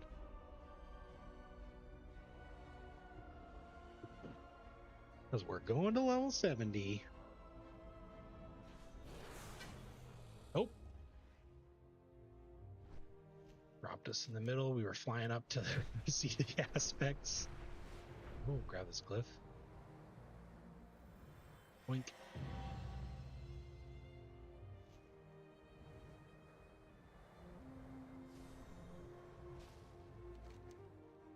Oh. Knocked my captain drain. Got a bag. I'm gonna open the bag. Got another helmet. Higher item level helmet. Got these sweet epic bracers. Don't care about ancient Mogu keys. Alright.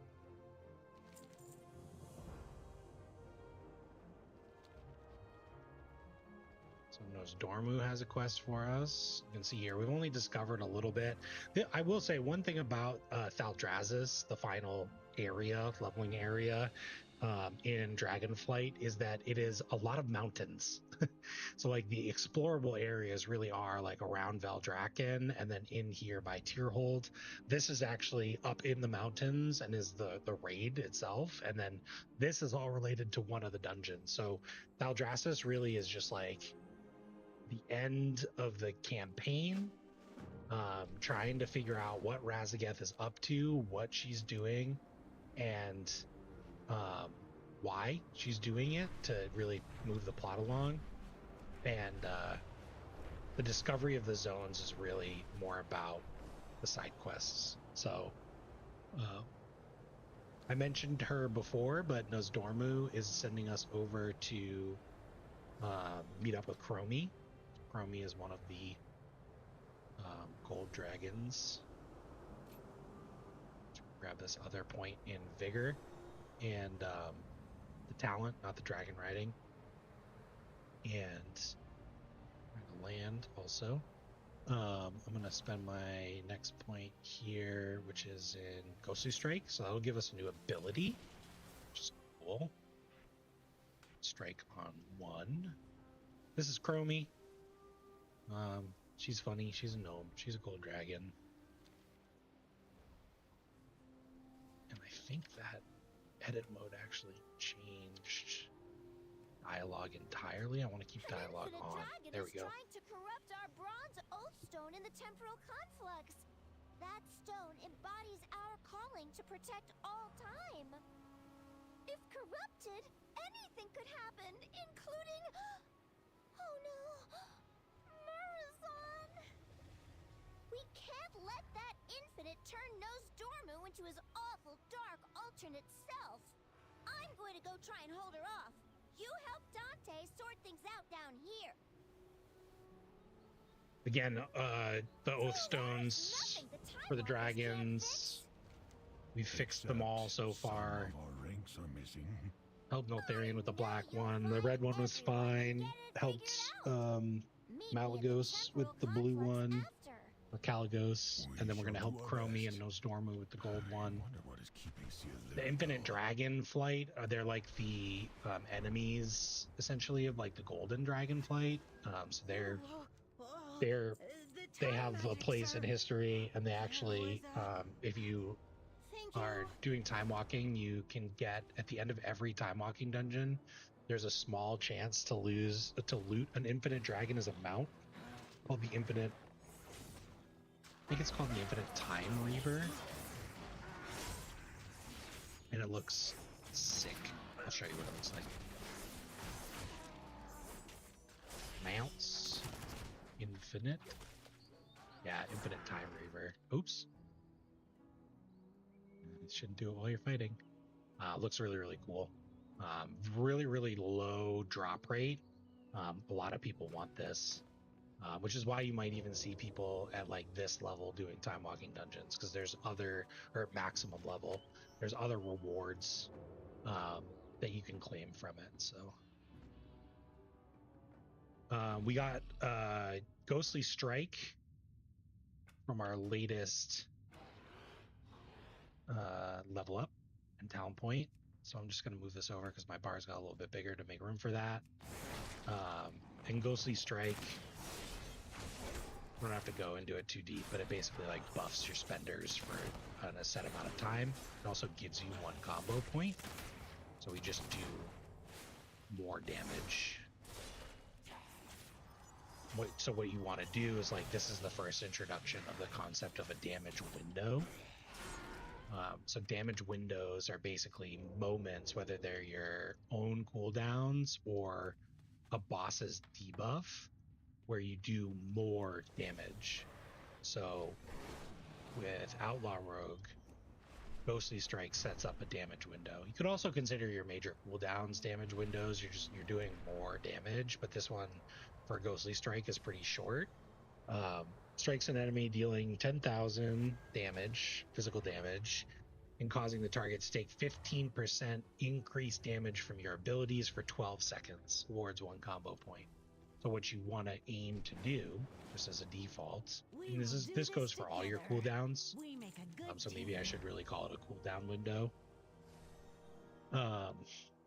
Is you want to fit as many of your high impact abilities into that window as possible. So a good example would be our finishers, right? Healing Spree does 70,000 damage over 2.3 seconds. Between the Eyes does 11,000 damage at max combo points. Dispatch does 14,000 damage at max combo points. Ambush does 8,900 physical damage, which is pretty high. Sinister Strike does substantially less, I believe. So what we want to do is build up close to the cap of combo points and then spend them on something like Healing Spree, which is really hard to demonstrate on this like regular enemy.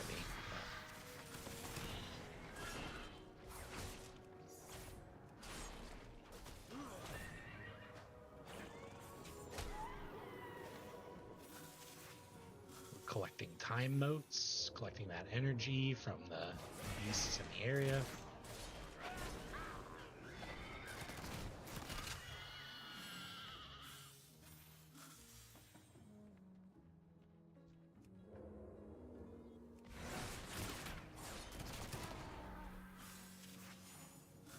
With Ghostly Strike, you know, I mentioned overcapping. Like, we want to always try not to overcap, but I think Ghostly Strike, it awards 1 combo point. You might get a lot of combo points in your opener. I wouldn't worry too much about overcapping combo points at that precise moment.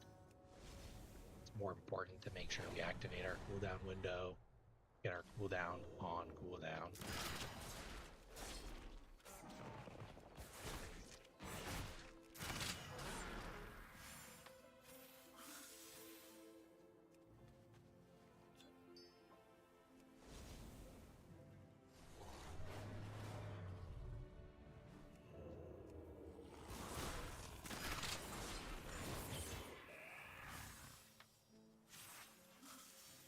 Flying, you can see the impact of like those weapons, those capstone talent points. Like, we're almost back to where we were in the beginning, where we were just like killing stuff within a hit or two, just a little bit of damage.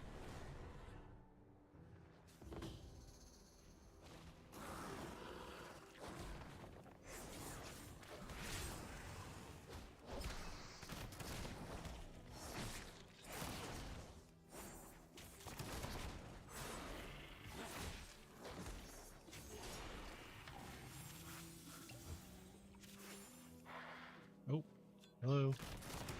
Hello, bird.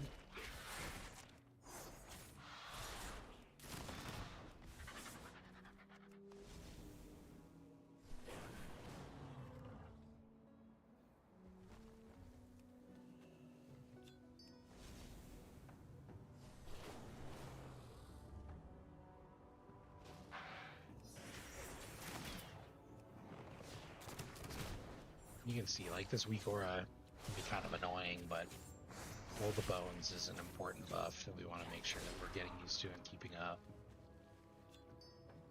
I might recommend, ultimately, want to be the best rogue ever,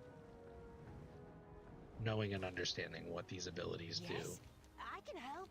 when they come up. We make Dante. This is the adventure I told you about. Which you'll get over time. Met. They appear to be another promising new recruit. I wish I could get back to my books. Come along. You as well, Zerathel. If only we could skip forward to already being Master Timewalkers. Let me know when you are ready. Oh, I'm ready, buddy. Ready to be level 70. Let's go. Yes, I have time. That staff is able to harness temporal energy from a source. Please, give it a try. Well done. The staff can also be used to redirect the energy collected to a target such as this one. Excellent. Now, try focusing your staff's energy at this artifact in order to... Oh dear, it backfired. What? Brace yourself. Oh, what?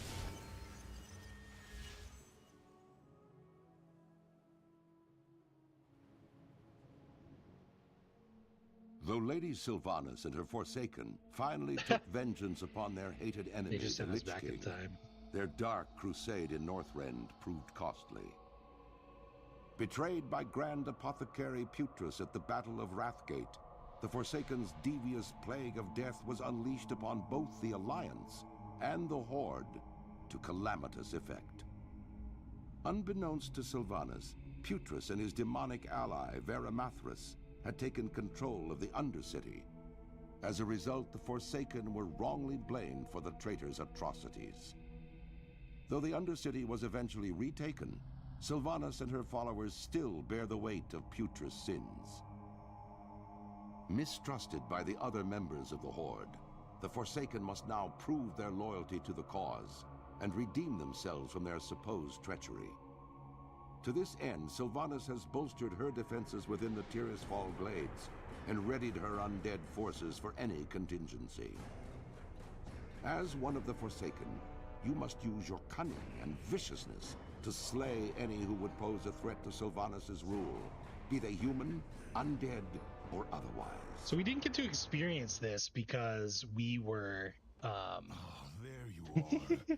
because we were on Happens Siren sometimes. Isle doing the new player We experience. must return to the present, But when you, however. after you create your first character, you can create a new character and you can choose between the traditional leveling We must experience, be going. which will drop you into a specific zone depending on the race that you choose, and you can, or going through Exile's Isle. Can't remember what it was. Storm are Isle, going or the back. tutorial island. And the cinematic that we just watched was the starting for the traditional, the starting cinematic for the traditional leveling experience. And because our race was undead, they put a little meta joke. I'm assuming that when you As do you this can quest, see, whatever there your are race serious was is the consequences cinematic to that you wielding see for time the magic starter, because we're talking improperly. about messing with time ways, and they sent us back in time, and then he came and For got the us. glory of the dragons.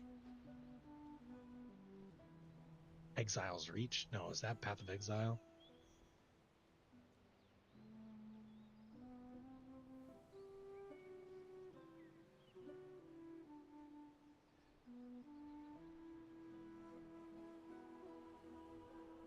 So many books, so little time. Level up, We'll find 68. time. It has Select been a residue. time.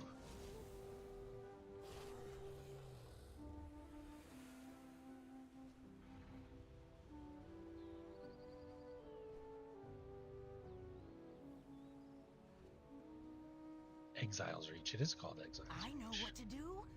What is the problem? Okay. Let Do me I head care to the about the rifts town first. point? I'm pretty See sure the you guide later. tells me to get Thistle Tea, but I don't want to get Thistle Tea.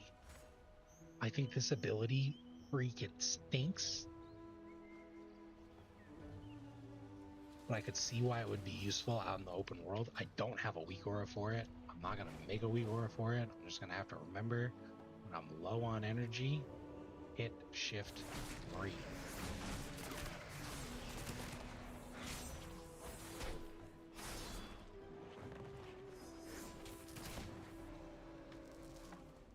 Kill stuff. Okay. Let's kill some stuff. It's time to slaughter.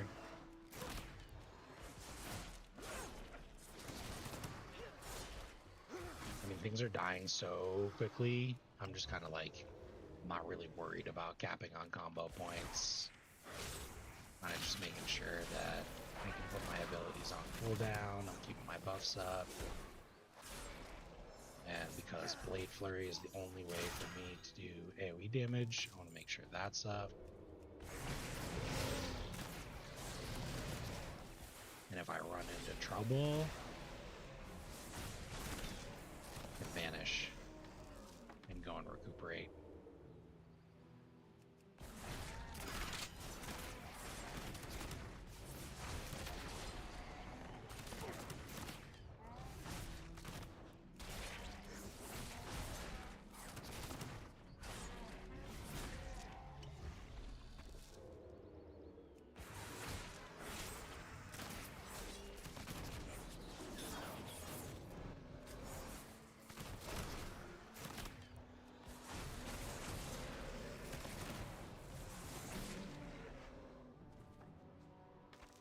of thumb with questing, always go towards where the objective is to not kill something.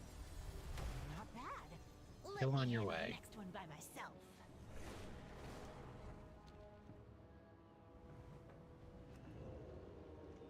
The energy from this rift feels primordial.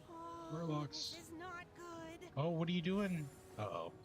Maybe you should handle this. I think a Murloc just merged into that timeline. I think so too. Do we? You can close this. What is it now? When am I? Hello. We cannot lose more time. Until next time. Why were you inside that time rift? It is a long story. Is it that time? Dante is going to love this. I'll be deep in my books. Inventory's full. No way. Is there any place I can sell? Hourglass vendor. Oh, that's cute. Ooh, a toy. We'll buy that. We've got gold. Got money to burn. Sell all junk. And then I know we looked through all this, so I'm just gonna vendor happy. When you're leveling, like, you can save some stuff. Like, I talked about this dragonflight cloth. Even that I'm like rolling my eyes at now. I'm not really too worried. Gold will scale up through expansions for sure. We'll run that test, we'll see. Toys are cute. Toys are basically just like little items that you can acquire through quests, achievements, Yes, I have time. reputation, all sorts of stuff, and they just do like fun little things. So like when you get a toy, you just use it to add it to your toy box, which is just a collection, and then you can see here this is the only one we have. So if you hit Shift P, it'll open up your collections where you store your mounts and toy box. And, I do not know. you can access the toys that you've acquired. I've never purchased this one before, so I don't know what it does. Looked much like this. Give your body the boogie it's been waiting for. Become a dancing fiend for 10 minutes. In what way? Holy The hell. timeline was chaos. And they're There just was fun little destruction everywhere. things. Few left to save. I thought that was part of the toy, but that's part of the quest. Some toys will change you into different races, so like certain toys people will use pretty frequently. I never gave up hope.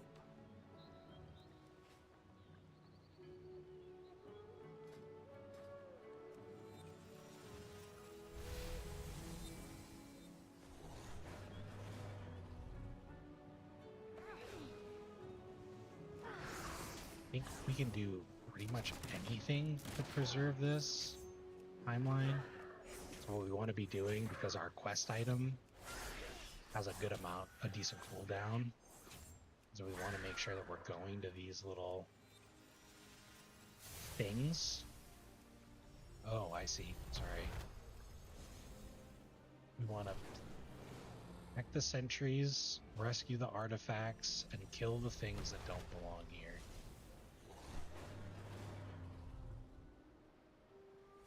Go to the quest items.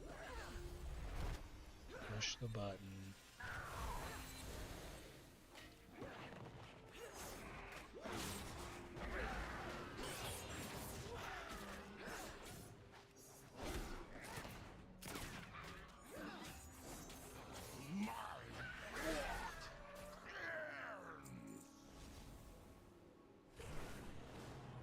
Go to the thing, press the button. Pick up the item. Go to the thing. Kill some Murlocs while we wait. Push evasion, because we bit off more than we can chew.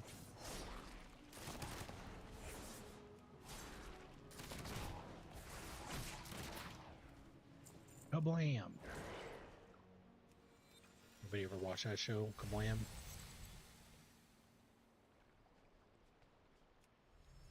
Acting like I have more than one view bot in my Twitch stream. Hilarious. One day we get get there. These guys might hurt. Should have kicked them.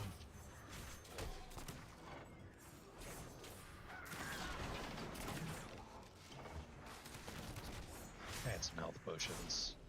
I feel like health potions would be good. We haven't gone back to an auction house in a while, though. There's one in Beldraken we could go to. We're going to talk about professions at level 70 pretty in-depth, so we'll just hold off. Health potions could be really good on like a rogue or something, though, because you don't have a self-heal. Consider all the Boots. Got our I quests. wish I could get back to my books. We helped these guys out. Now we gotta go catch up with Chromie. She's dealing with the real shit. Please, meet us there when you are ready. Better get Pass that infinite comfortable in dragon. bubble, Eternus. I won't let you corrupt our bronze oathstone. I call them gold dragons and they're called bronze dragons this whole time. It matters not. I will ensure the rise of our Lord Murazond. Never. Lord knows Dormu is counting on me.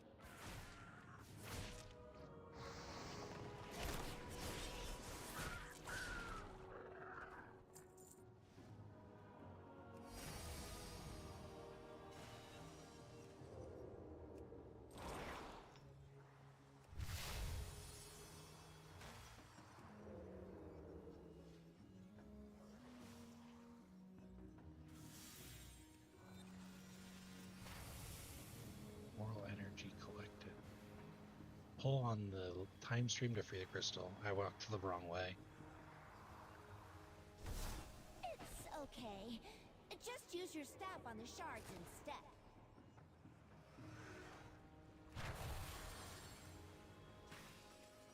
Green time walkers collecting energy.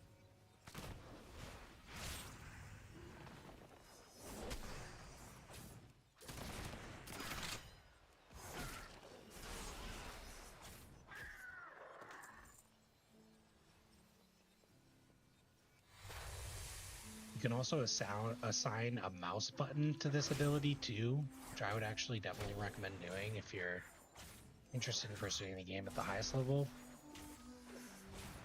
You can use any mouse button you want, or sorry, it could be any button.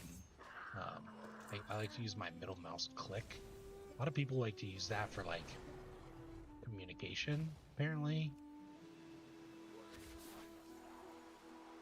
So might not be the perfect bind for everybody, but I'm going to keep my keybinds, and I think it's called extra action. Bindings, extra, button 1, middle mouse. Select.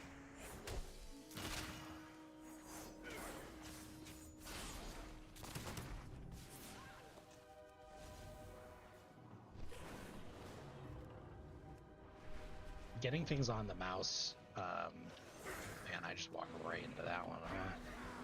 And I pushed all my buttons in the wrong order. I didn't push Blade and Flurry. They seem to be casting a lot of spells, so I just click Cloak of Shadows to just stop taking all that damage.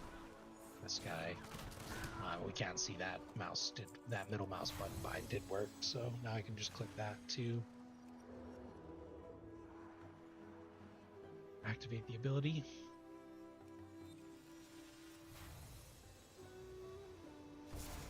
Whoops! Don't worry, we can replace those crystals. At least, I think we can. Getting close. It's level 68 or 69. Nice.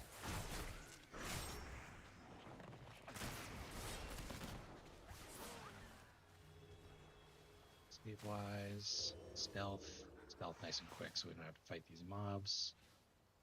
Destabilize. Stealth. Rogue advantage. I missed this guy.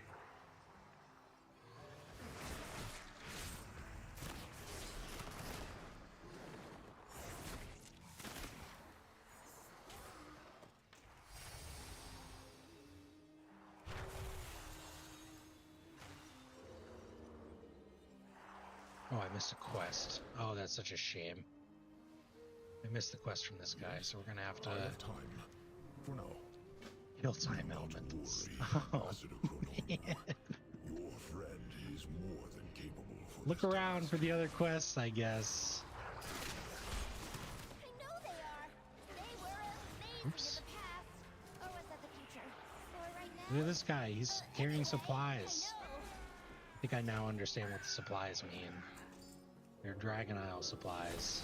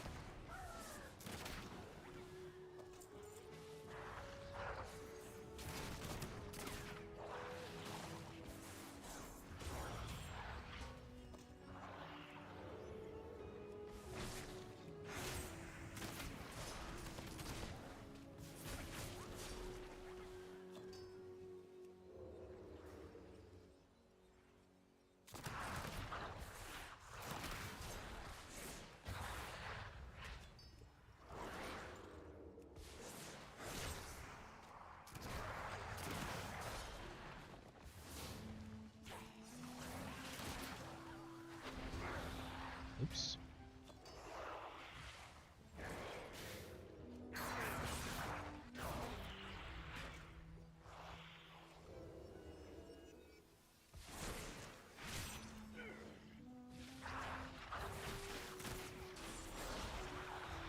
All right. Got him. Is it that This time quest. Got another weapon, higher item level, haste mastery, verse mastery. We like haste. Take that. Leveled up, 69, nice. Got this. We'll replace our dagger. We'll turn in more quests. Boom, boom. We'll hold Eternus in place while you free the wardens. You have our strength, Ambassador Chronomu. I may not be a full time walker yet, but I am strong enough to help. Together, our power should be enough. Your efforts are wasted. I have seen all possible futures. We shall be victorious.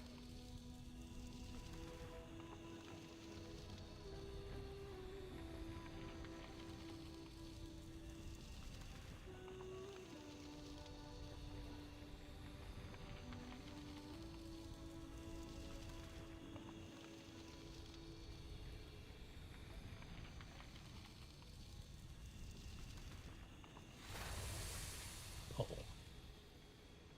Was not paying attention. Pull on the time stream. Wardens, we're finally free. Oh boy. Slay this monstrosity and take back the temple.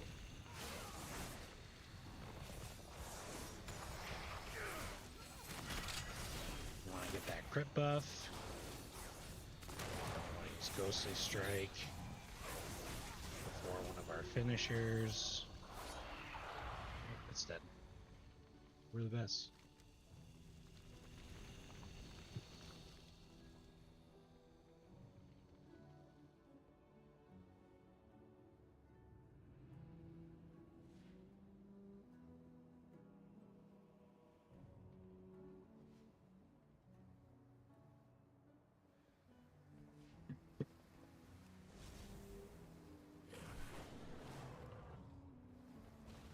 Until next time. I always have to.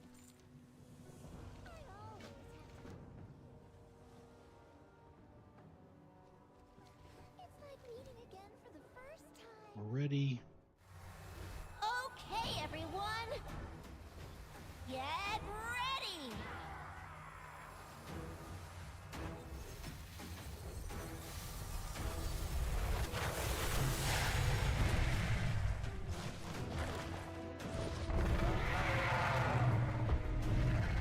Oh, no, you don't.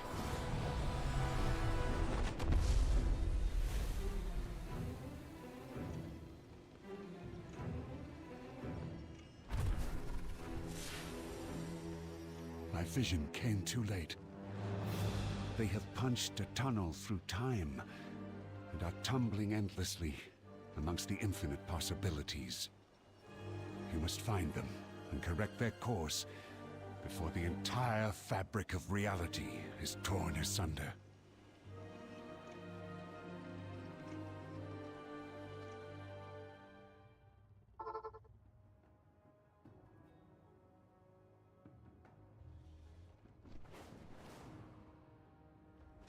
All that matters is this moment. Is it time already? Time. I shall be there at once. Time. We will do this together. Me? Right. Is it that time already? Of course, hero. Hilarious. Seeing all of time is my fate. I have located the moment in time where we may find Chronormu. Soridormi, I shall need you to hold the time portal open on the other side. My vision did not show me much. I could only see blurs of fire, ice, and chaos. Do not worry, beloved. I shall handle it. Sarah, you are with me. Yes, Commander. Open your mind to what is yet to come. Focus on the now.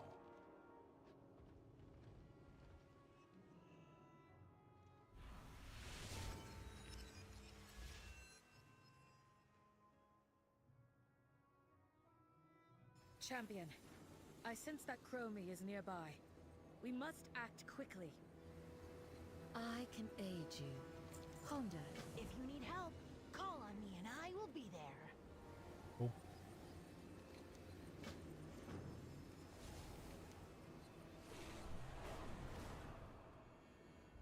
Collect essence, fix temporal positions, and heal resistance fighters.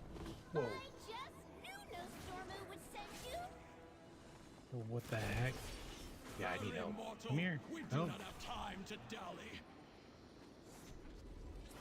Wait, what is happening? I should have looked at what we were doing instead of just flying in there.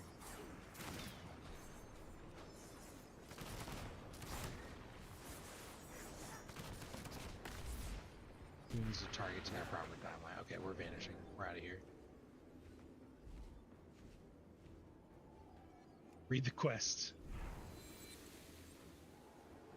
Heal the people.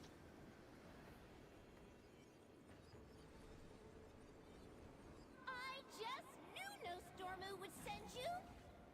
Okay, didn't work. Hurry, mortal. We do not have time to dally. Away.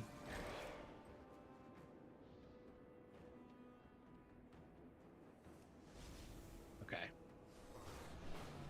This part of the quest is definitely for Chromie, who's getting in a little tumble with the Time Reaver. I just knew no Stormu would send you. Hurry, mortal. We do not have time to dally. There we go. Uh-oh, we're slipping away. Hurry. Oh, relax.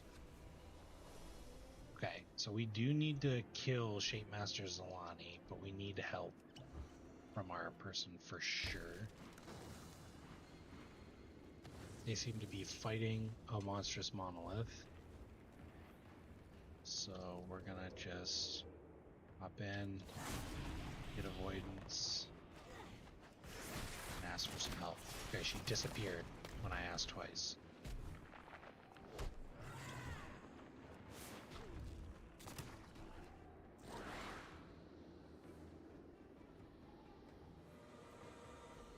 Oh, it's a... Oh my goodness gracious, it's a bonus objective. Down here, Shape Master Zalani slain. So we're just gonna disregard that. It seems to be a little tough. We need to collect essence from 30 of these folks.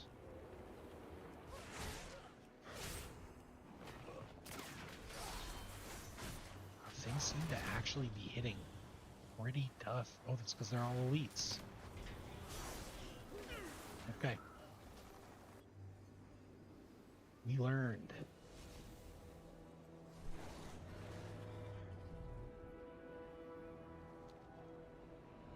Take 2.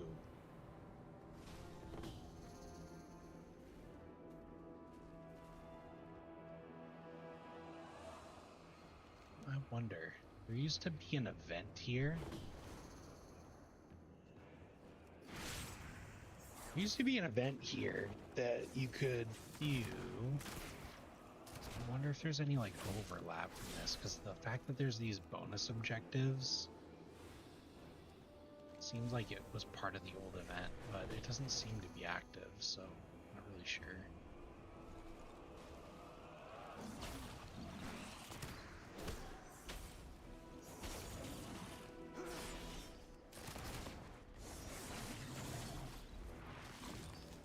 Okay, elemental essence. We're getting it. Let's try a monolith just by itself.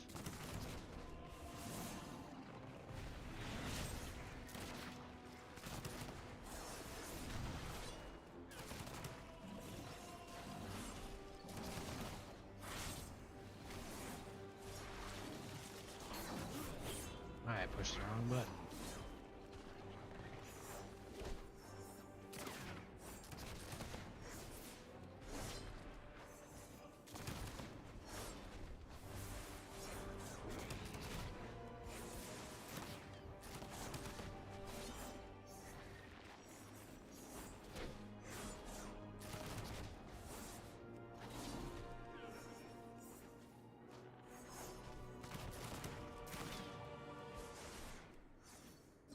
Ah, it took forever.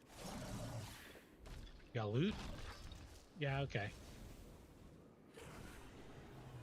Fragment of Celerity. Buff?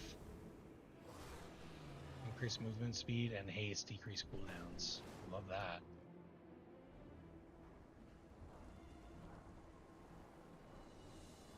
That could help us kill these guys.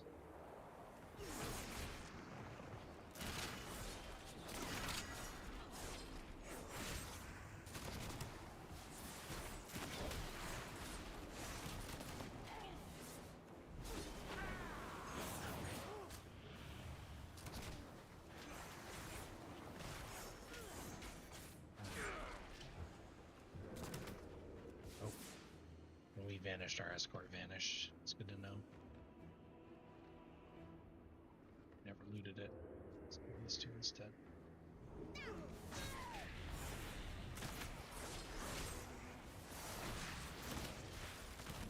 Nice.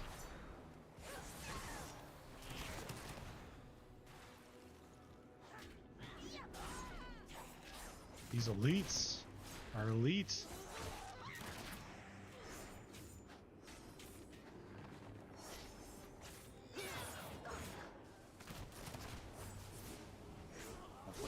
What we need here. 6. Looted it from over there.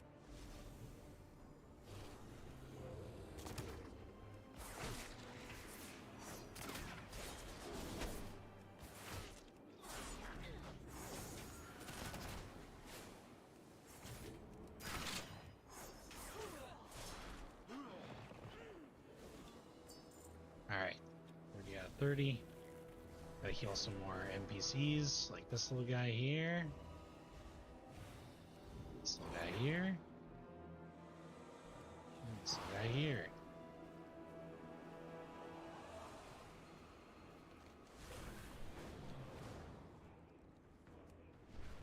Back up, take time into the present. Greetings, adventure. And then, level 70, we did it. It's huge.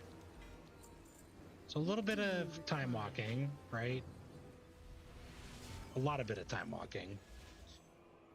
But we hit level 70, and this was not fast by any means.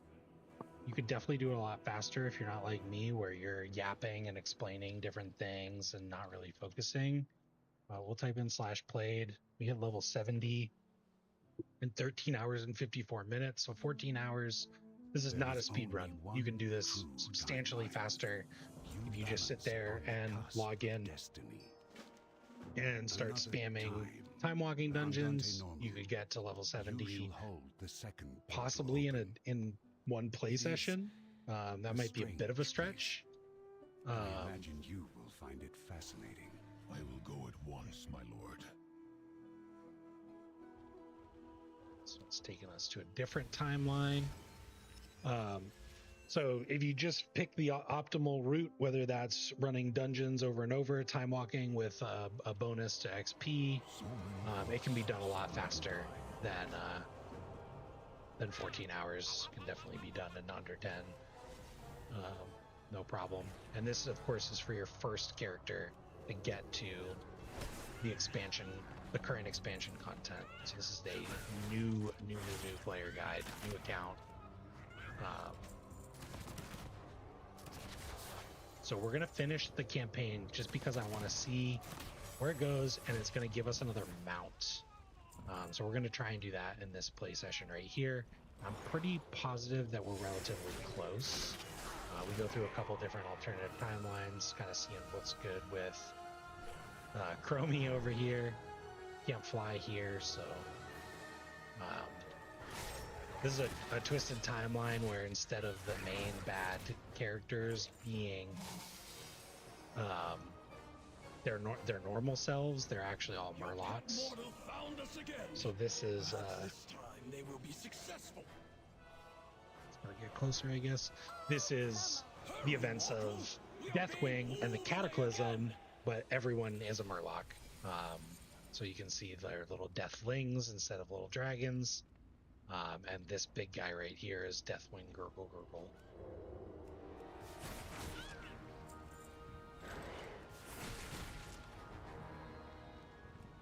So we're just killing, collecting motes. We need to collect 12 motes.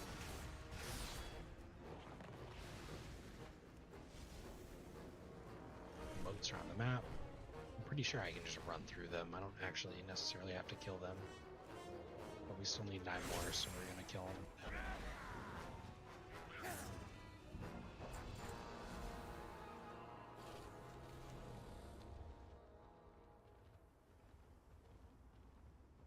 See any? There's one.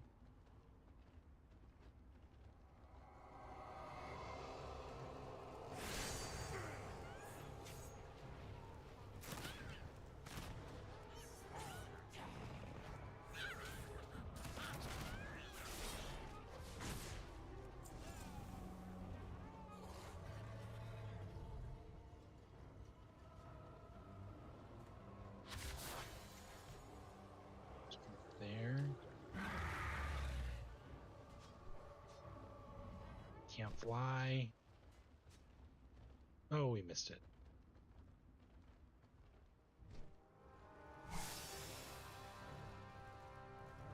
You need to kill a few more of these Deathwing destroyers, so we'll do that too. There's one near a moat.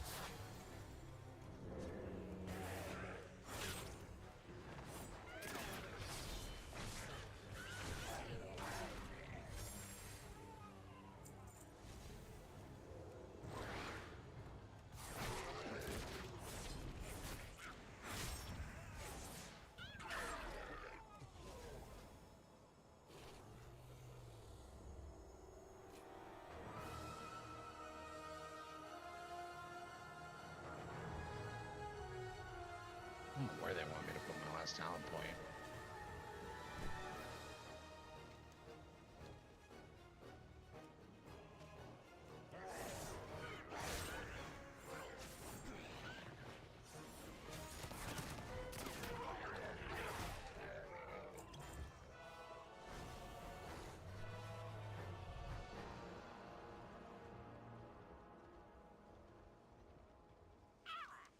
There's the Thrall Murloc and the Varian Rin Murloc. Those are major characters for the Alliance and the Horde. Oops, I shouldn't have done that yet.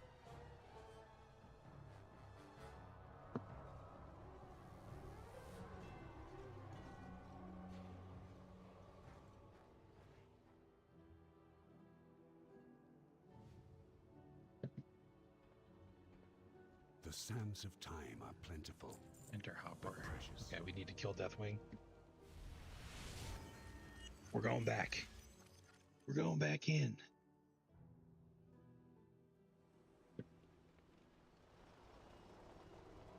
Up in the hopper. Cast a bolt made of spoiled fish. Shower the enemy in toxin-infused pufferfish guts.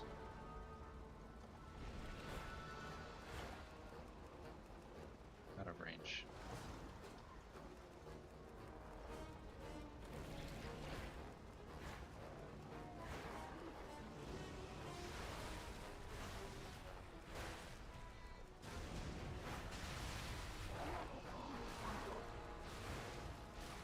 Really feel like I'm doing a whole lot, but maybe we are.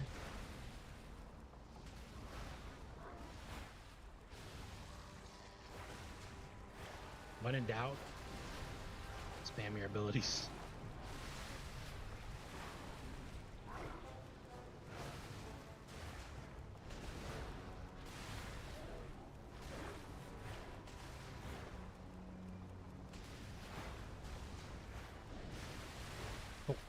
Did it.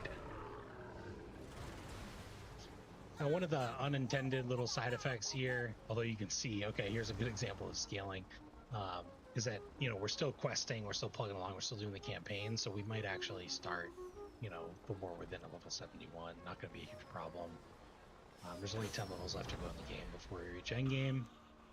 But you can see here the XP scaling changed pretty significantly. It now requires 225,000 experience to get to the next level, to go from 70 to 70. That's a pretty big difference between earlier, just 2 or 3 hours ago, we were leveling up at 30 and then 60 level, 60 XP to level. Now we're up to 225. It looks like these tiny little quests are giving us like 182, which they're just transition quests, so they should be lower. Let's see what a full-fledged quest from Dragonflight gives us. So many books, so little time. Waste of time. So 1800. That's like Zera and I will do what nothing. we can to speed our path through.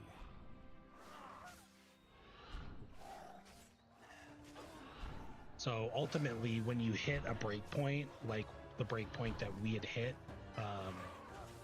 it's actually going kind of quick. The best thing to do is to get yourself, in order to keep leveling quickly, is to get yourself into the latest expansion, whatever that might be. Where are we? The war of the shifting sands. Take care to avoid the combatants.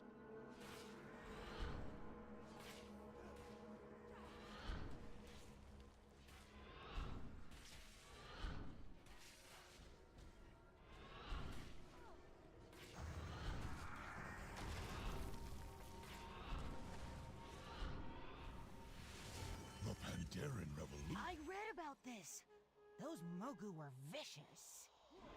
Go, Pandaren! Kick their ass! Zera. Authoritarian regime to the curb! Oh, we hit one. This is actually, it's funny to end on this one as like a new player, because it is, I mean, it's not giving you like a real history of events, but it is giving you, I mean, these are all events that happened, but it's not giving you like the full details, you know, that it might be giving.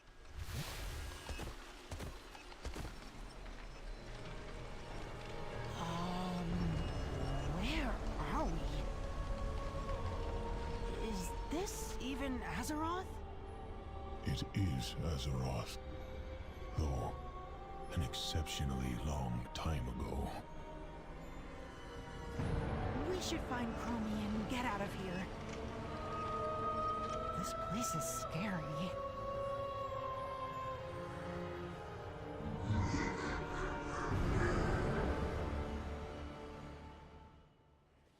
I wish I could get back to my books. We will find time. You know where to find me. They want us to hang out here? This is far in the past, right? Yeah. I know you.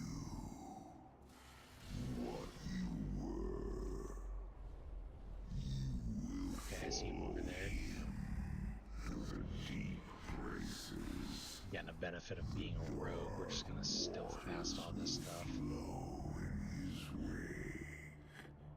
I know you. What you were. What I am so glad you're here. We're definitely in a bit of a situation.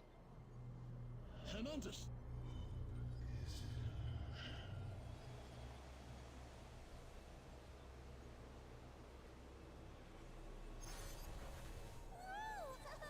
You did it! I am also relieved not to be. you cannot succeed. And this area that we're in here is the domain of the Black Empire. This is the actual like physical location that we're in here, Nyalotha. This was a raid in Battle for Azeroth. Is this hello? Black Empire. Goodbye. I keep losing track. We'll meet again. We just need a moment. Less chatter, more focus.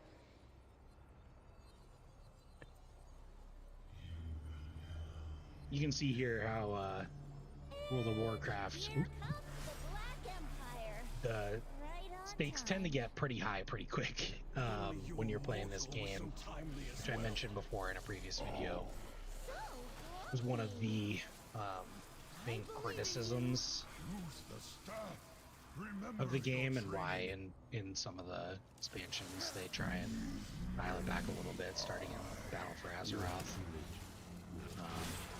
But it's good to have a big bad villain. So what they really did to kind of try and make some improvements was the side quests and the lower level quests are a lot more low fantasy. They're about, I think I mentioned this before, they're about like helping the locals to like fix some of the impacts of whatever is happening in the big world. we're almost done. We'll be back soon. Brace yourselves.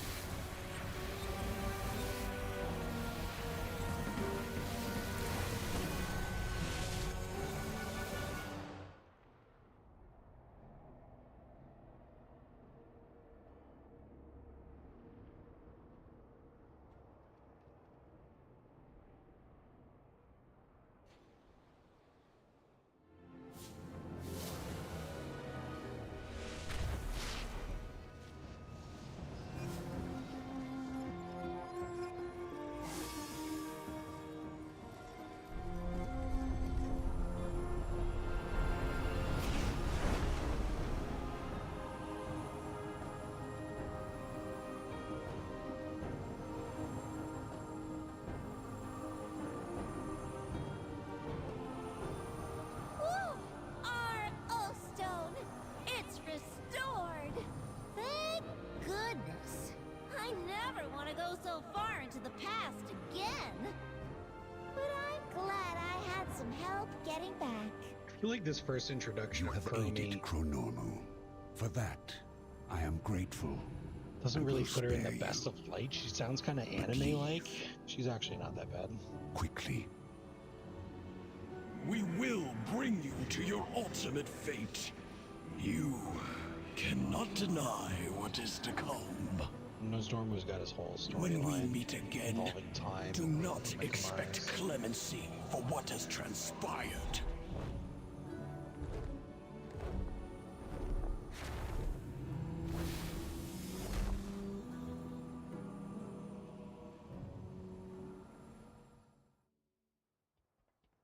Check in with Chromie. Hello or good.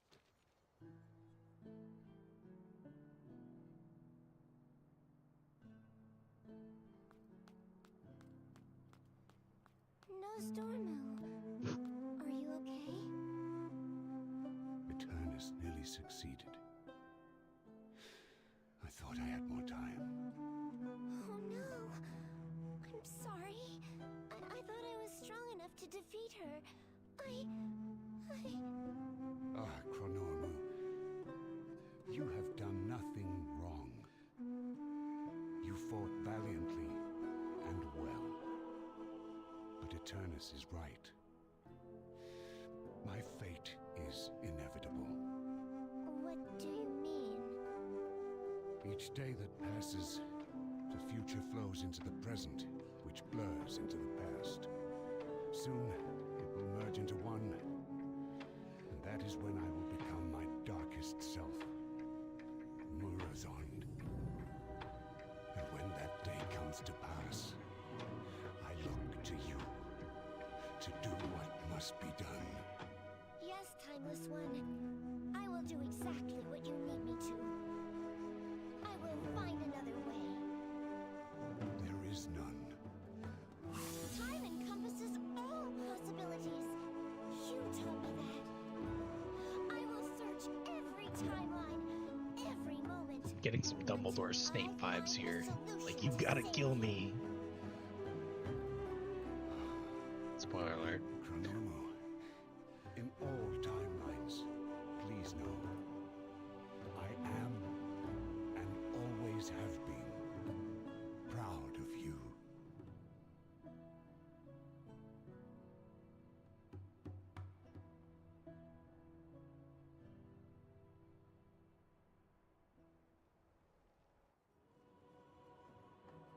Our final meeting. Cool. We got our last dragon. Future will You can see our XP, as it was meant. not what it was. But we finished the gold dragonflight, or bronze dragonflight, sorry. Quest chain, campaign quests, and it sends us back over to Valdrakken. And it looks to me like, given the experience rate, you're not going to want to continue along with the Dragonflight campaign. So I'll catch you up on what you might miss.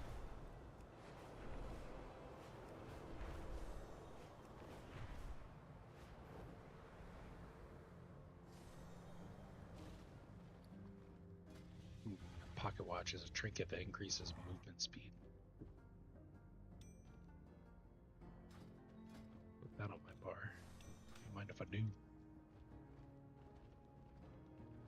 Speak with Alexstrasza. What is it you seek?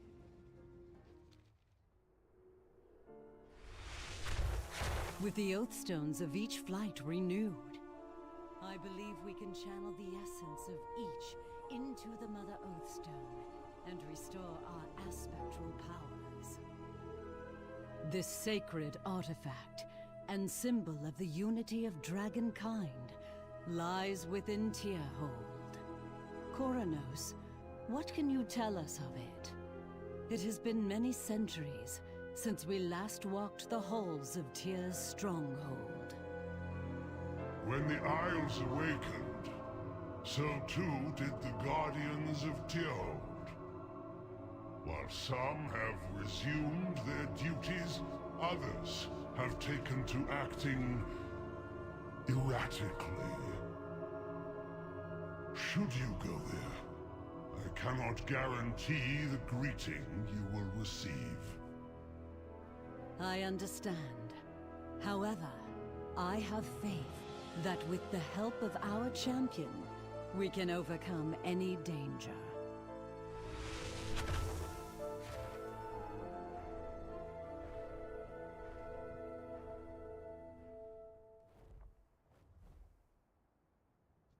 And that explains the quest to go to Tierhold, which is the next part of the campaign. So with this quest, we have officially finished the campaign for Dragonflight. We've gone from the Waking Shores all the way through. And that's what it's going to tell us. So with every expansion, first time you do it, you got to go through and unlock, go through the campaign. So right now we're in the War Within. We're going to go through that campaign and unlock adventure mode again and some of the additional warbands features. When you complete the campaign, you're going to unlock world quests. You're going to have more access to the factions and the faction quest lines for the renown.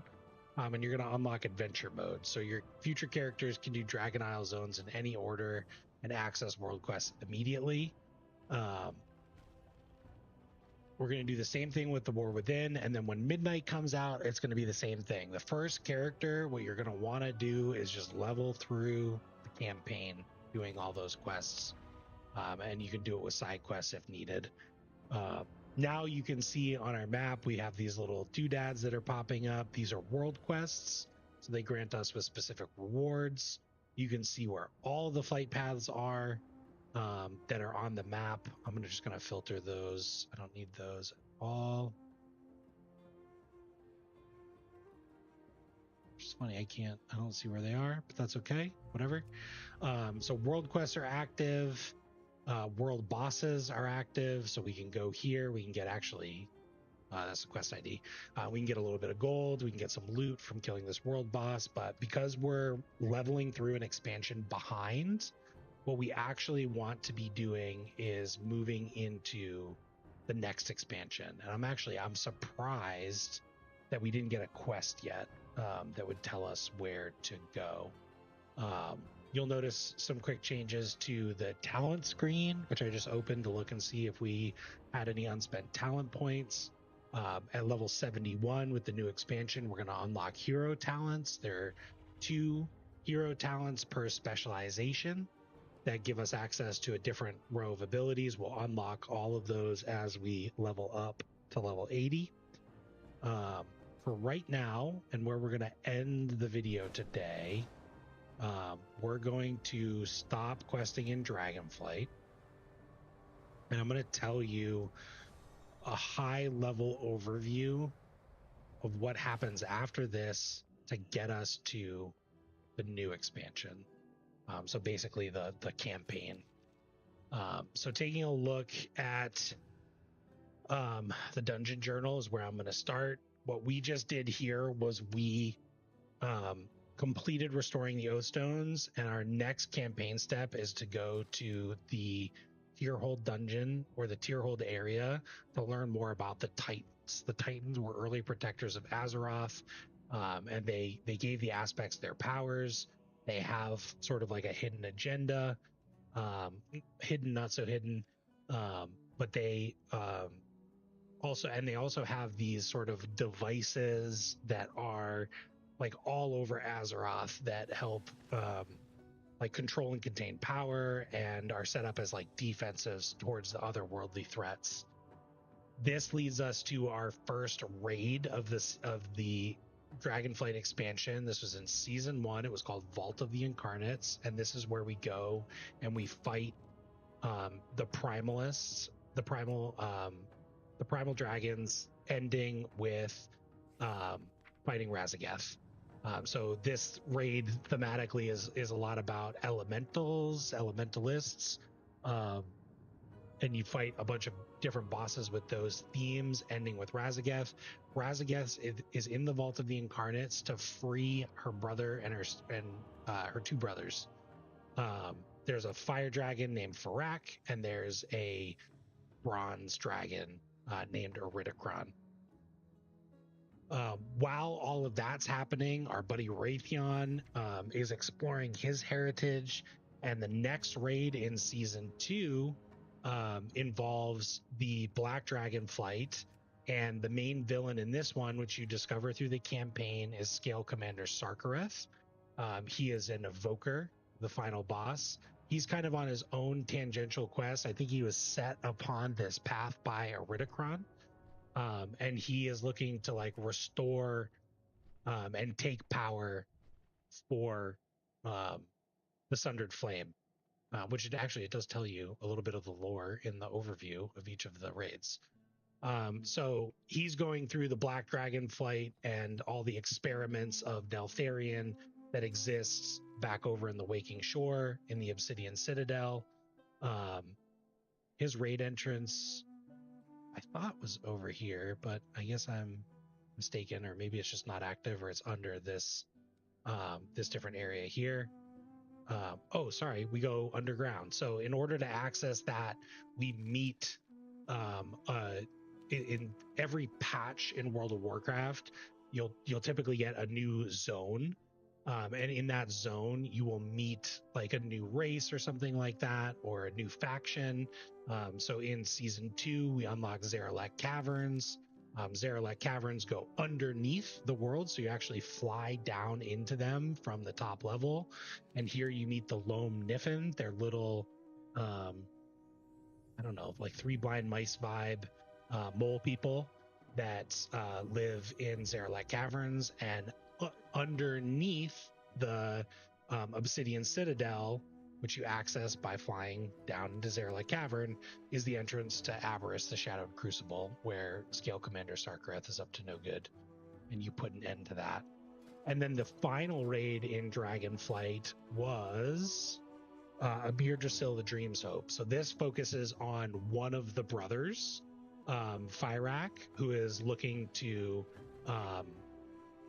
basically light it up. He wants to light fire to one of the world trees. World trees are a lore concept for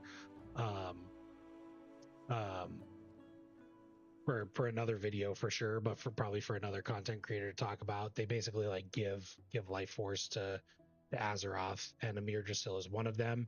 And this raid is all about basically chasing him down. You get access to another zone.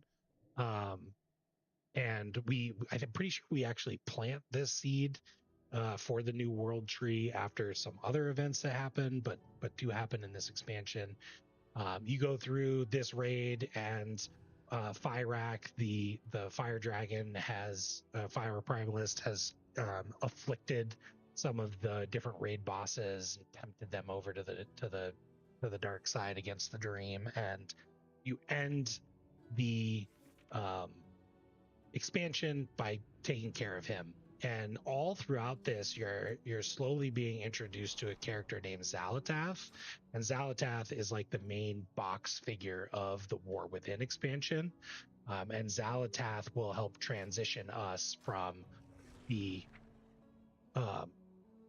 final boss fight with Fyrak, when we defeat him, into the War Within expansion.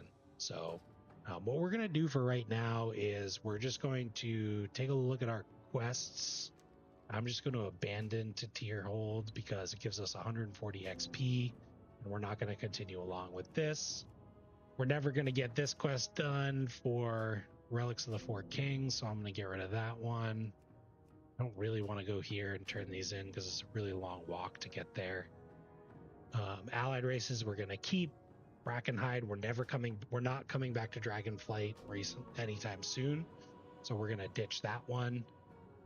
Shrouded Path Through Time we can turn in Orgrimmar.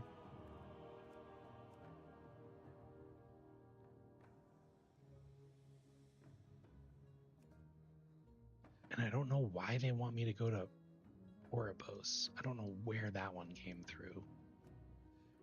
So we'll just sit tight on that one. But we're going to go back to the main capital of Orgrimmar. And congratulations if you just happen to be playing along or you're referencing this. Like at this point, we have completed the introductory expansion. So a radiant song. We believe it's a warning, but we're unsure of its meaning. Meet me in Silithus. We must ask Azeroth's speaker what this vision means.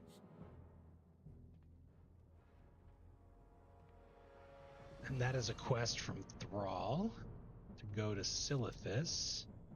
But I didn't see anything pop up on the screen. Here we can see a quest called the Harbinger, which is Xalatath's name, for Khadgar's summons. So this is definitely something that could be a little bit more fluid when you hit level 70. And maybe this would happen because we hit level 70, we would log out, we would log back in, and this one might pop up. But this is actually the quest that you're going to need to get started in the War Within expansion. It's going to give you a Hearthstone to go to the Chamber of the Guardian, which is where we're going to start our adventure next time. I've asked Illyria to meet us there as well. This is the embassy. So one of our other quests was about allied races. You can see here when we walk into the embassy, there's a bunch of different banners. G Firepaw is just going to introduce us to some of these. So they want us to learn about the Volpera. It looks like for some of these, you might just unlock them when you hit level 40. The Earthen one seems to be glitching out. The Earthen is the allied race that came with the War Within expansion. They're super customizable dwarves. And it looks like there are quests. So, meet Bane Bloodhoof at Thunderbluff and Mulgore. This is going to be for the High Mountain Tauren. Vision of Time. This is Zuldazar. So these are the Zandalari trolls. So each of these quests corresponds with one of these 5, not the 6, these 5 allied races. If you are interested in the Volpera, the Zandalari trolls, the High Mountain Tauren, or the Mag'har orcs, or the Nightborn, you can do these quests to unlock them. I don't know how long the quest chain is, but it is unfortunate that you can't start with them. However, if you're into it at this point, you're still going and you're liking it, you will likely be at level 70 looking to purchase. This is as far as the base subscription will get you. With the base subscription, you will still have access to every zone and every previous expansion. If you want to go and start collecting mounts and collecting transmog, you are at the appropriate level to make any of the old content trivial. Any of the old content from 2 expansions or later trivial. So Dragonflight is still, you still have to do stuff with a group. People do run group content for this expansion still, very, very small. They don't really run it for the raids, Vault of the Incarnates, and for Aberrus. There's a mount that drops off of the highest difficulty for Amir Drasil that people are still chasing. It's a really cool Fire Owl mount. So this is something that you'll see groups for. The dungeons, people don't really run these too much anymore. You have access to all of these previous expansions. So Classic, for the most part, Burning Crusade, Wrath of the Lich King, Cataclysm, Mist of Pandaria, Warlords of Draenor, Legion. And this is the order that they occur with, not only in time and the real world, but in time based on the timeline, with the exception of Warlords of Draenor, which is sends us back in time. So you can go through these different campaigns if you want to. Our friend Chromie is over here by the embassy. And she will actually, looks like we have to complete the Radiant Song portion, which is part of this Harbinger quest line, which we'll talk to next time. But when you create a new character now at level 70, you will actually get access to a different starting experience. So if we go to create character, we'll just pick something random. And we click next. You can start with Exile's Reach just like we did, or you can start with the regular starting zone. You can head to a major city and you can go talk to Chromie, and she will let you choose a timeline to level in, and that will give you access to the different campaigns from previous expansions. And it's not super relevant with Classic. With Classic WoW, it's basically just like, there was no campaign. You level in any zone that you want to. Here's lore walking. We'll talk about lore walking. That happened when we just logged in. But for the previous expansions, you can talk to Chromie to pick a timeline. Raids. To go through the Burning Crusade, to go through the Wrath of the Lich King, to go through Cataclysm, to go through Mist of Pandaria, Warlords of Draenor, Legion. So all of these are available for you to level through and experience the story if you want to. It'll be very, very similar to what we went through with Dragonflight, although the ones from olden days are probably a little bit bumpier than like the ones starting in like Warlords of Draenor, Legion, or Battle for Azeroth or Shadowlands. So new leveling experience that opens up more lore and more history, but right where we're at now is current events. And like I mentioned, we'll talk about what those current events are more when we start watching the cinematics that are related to the Harbinger. We'll be introduced to Xalatath. We'll be introduced to the new zone, Khaz-Algar, and the Earthen, and the folks that are on here. And we'll start going through that as we continue to level up. Now, if you purchased a boost where you bought the expansion and you boosted a character to level 70, which our expansion came with a level 70 boost because we purchased it today. So to use that, you just log into your character screen in the top right. You have to create the character first, I believe. So you click level 70 boost, you create a character, you go through the process, and it'll start you at level 70. It'll start you in your faction's major city, and you will begin with the Harbinger quest. So if you purchased a boost or purchased the expansion and have a boost, you're going to want to start this video series at episode 6, because that is where we're going to pick up. We're going to level from 70 to 80. We're going to start gearing our character in season 2 of the War Within. We're going to get the ahead of the curve achievement through pickup groups, and we are going to get try to reach 3,000 Mythic Plus dungeon rating. So those are our next goals. Thanks for watching. I mentioned it at the top of the video. If you like this series, like and subscribe. If I get enough subscribers, I will go and buy a better microphone. And if I ever get laid off from work, I will move from this PNG tuber over to actual camera. So keep up the support. Appreciate what I've seen so far. Thank you to all the people that did subscribe, and we'll start the real end game soon.